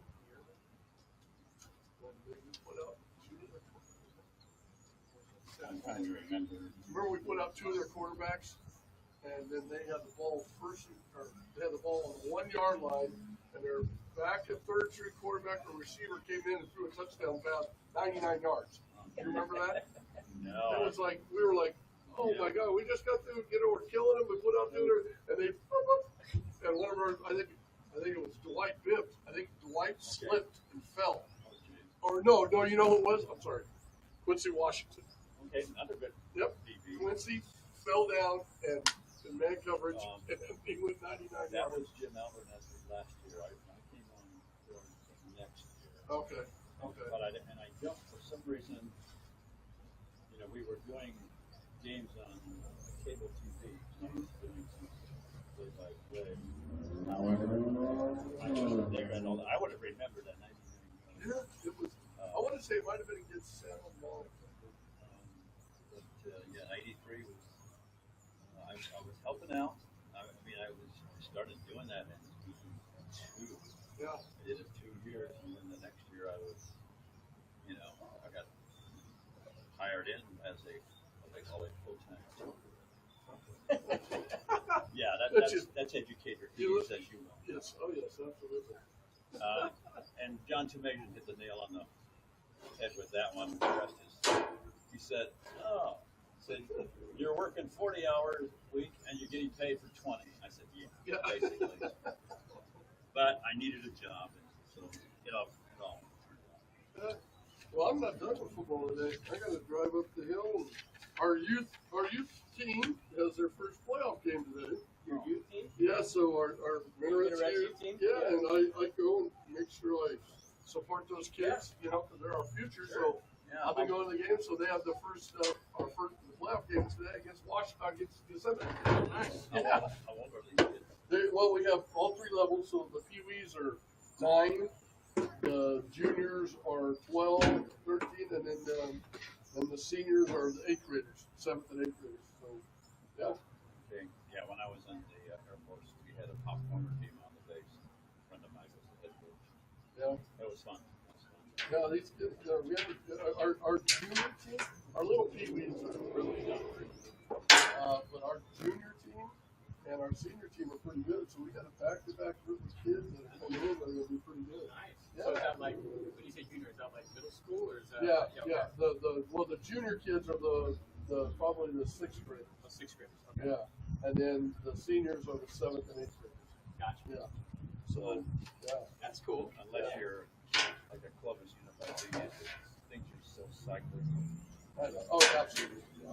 And we had on again, off again start with Sac City. Then we went 16 years in a row. And then we come back your freshman year, and a guy named Jerry Sullivan was the head coach, and they were just gangbusters ahead of everybody. Really? Yeah. They were tough. And then even when Bullock came in, they were kicking stuff too. Yeah. So, but anyway, it's fun. Yeah, I just wonder if like with American River, are they stealing a lot of the talent that would go to Sacramento City? Like I don't know.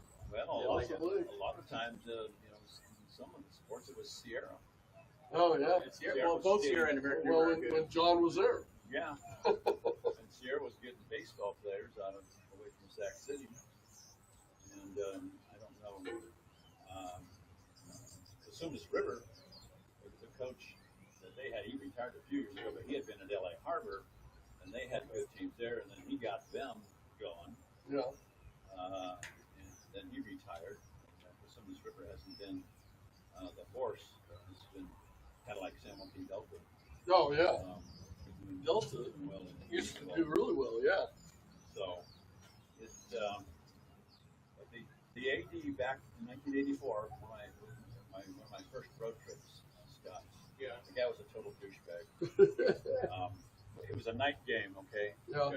And I Guys, said, I hey, have to pee so bad. Yeah, I've been- Thank you. Do you need help? Get on down. If, by the way, if you ever need to do that in the future and go pee, Yeah. like at halftime or Yeah. something, or you know, you just let me know. Okay. You can go down and really I've been like this. I can pretty much do the whole halftime like Yeah. by myself. Okay. It could be a segment. Did you throw away your cup? I know. Oh, no, you got to go. I know. Thank you, brother. Yeah. I appreciate you very Shannon, much. for sure. Appreciate you. Thank Yeah, you. that was fun. Again, and I guess for good luck so far, you know. Let's go forward. What a good seeing you, buddy. Yeah, is Meredith coaching anymore? She's still coaching at Clovis West Okay. with Craig, with Campbell. Okay. And my son's a sophomore at Buchanan playing football, and then my youngest daughter is a 8th grade at Kazner playing volleyball and basketball. Sweet. I champion. So yeah, Sweet. yep. Still Apple doing it. apple not falling far from the tree. No, that's More our plans family. coming through. More That's our plans. life. There you man. go. Our life. I know. Woo. All right, guys. Have a great rest of your weekend. And Same to you. Safe travel up the hill. thank you. I appreciate it. Yeah. Scott, the W-9 form. Can I do that on my laptop? Well, is it? Did he send you something? Yeah, they Okay. sent me a W-9 form to fill out before I got. I don't know. I can send you John's number. Do you have John's number? Or? Yes, it's on that. It's on the email. It is? Okay. Yeah. Like if you need John's number, I would just talk to him Okay. directly or just email him and find out. I'm not sure about the W-9. Okay. Yeah. Just send me his number and I'll call him. Okay. All right. Sounds good. I haven't built one of those out there. John didn't give me when I, the deal was that. But the guy, the AD up there, he was supposedly Fresno State. I don't know. He must have. He had a hard on him. But he was pretty rude. And I said, okay, do you have an office nearby and a phone that I could use or even a fax machine? Right. No. He says, we got a payphone that's over there. And he says, about 100 yards through there. Well, it was a frickin' forest. And I thought, I'm in San Pablo. I don't know what this place is now. You're going to have to walk through there. So a guy named Larry shot a film up him. We always get something to eat, so he went over to the McDonald's nearby, and I went to the gas station. This is my fun story about San Pablo and the Simmons River. It's a payphone. I'm using a payphone outside the Shell station, which is across the street from McDonald's, where Larry is. These two dudes come out of the bathroom. They're doing a drug deal. Yeah. I went, oh, please let this go down to their satisfaction. I do not want to be done with this. And so I was hurrying through. I'd phoned the TV guys. Yeah. And then I was doing the B, and then Larry got done. And I just started getting a little bit more nervous. Right. So I hurried the B guys, and I said, hey, I'm in a tenuous spot. So if you don't mind, I said, I know you might want more. And of course, we didn't have cell phones. Yeah. Normally we could have called on the way down, but I just thought, Yeah, the old days, right? You know? Oh, absolutely. Everything's so easy now. Yeah. Although, even with all the technology, you still stuff gets messed up. But I said, when talking about college, he said something, I said, getting lost in the test because the caretaker wanted to get home, and there were lights on the test box, and San Jose. Their guy and I were in there, so we finally got out there. But so then we went over to the coach's office. Yeah. And we didn't have computers, so it was all, very, very strange. And that there are horror stories of guys from my time who had gotten, like the team bus had left without them. That was another thing I was worried about. One time I was with Larry, the photographer, little belt on there. I'm here sending the report down. And then leave it up. Yeah, no, I hear you. I mean, it's us in this business, right? We get in a lot of situations like that. I mean, I think I told you the story how I thought I came pretty close, I think, to getting locked in Bryant-Denny Stadium in Bama when Fresno State played at Alabama a few years ago, because I was the last guy there, by like usual, because I was the only guy from Fresno. So like, all Bama people just they were there for like an hour afterwards, and they were out of there.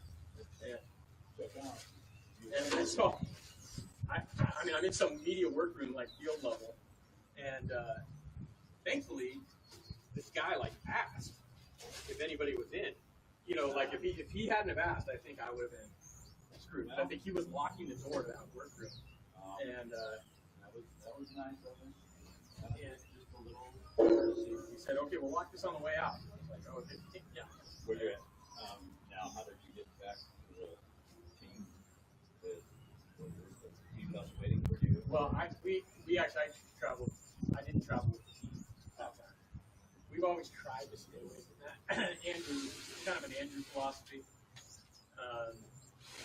Like, although they were willing to let us travel with the team, right. I've done it like once or twice to Hawaii.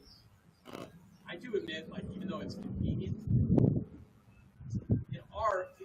if I was the play-by-play guy, I'd absolutely travel. Yeah, it's a little weird when you're like the local reporter, because you generally about the look of it, and you're gonna you go from having to, if they lose and there's tough questions to ask afterwards about why you did this or why you did that, and then suddenly you're hopping on the plane 2 hours later. It looks a little weird to players and everything like that. And to us, we feel weird about it.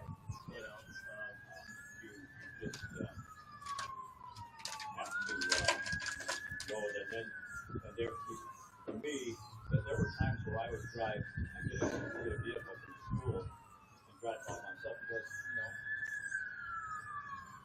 the trainers go with the team and they got to start taking about 2 hours. I thought, I can do all this other stuff. And if I can get there, say, 45 minutes, an hour before, I don't need to do that. That's 90 minutes that I would be doing absolutely nothing. Right. There's been a few times where I did well with but it was just like, I had 10 road trips at the last. Yeah. So I would go up.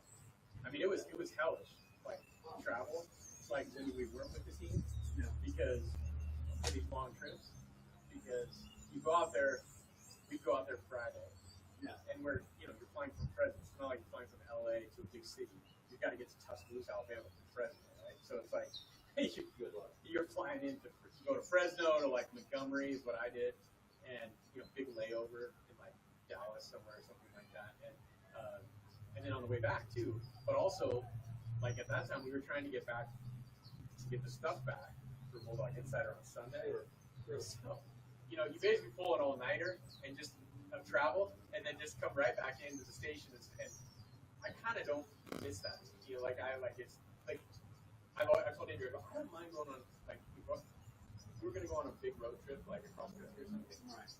Do it, but I don't want to feel like pressure to get back on Sunday. Like in this day and age, we can just feed back everything from there and kind of take my time in getting back Sunday, not have to worry about coming into get on the air or something like that. Yeah. It's too much stress otherwise. Because we're by ourselves too, and we're hauling around all the equipment and everything else, and that's the hard part about traveling with planes. You got to figure out how to get all, So usually I take the camera. I don't check the camera. I keep it with me. Sure. But then you have to check. I check the tripod and but it's just you're exhausted from just getting all the stuff from here to there, from here to there. That's way I was. You ready to walk down? I'm gonna go down. Where are you parking? I'm down in that corner over there. I gotta climb with them. But I'll walk down to the stadium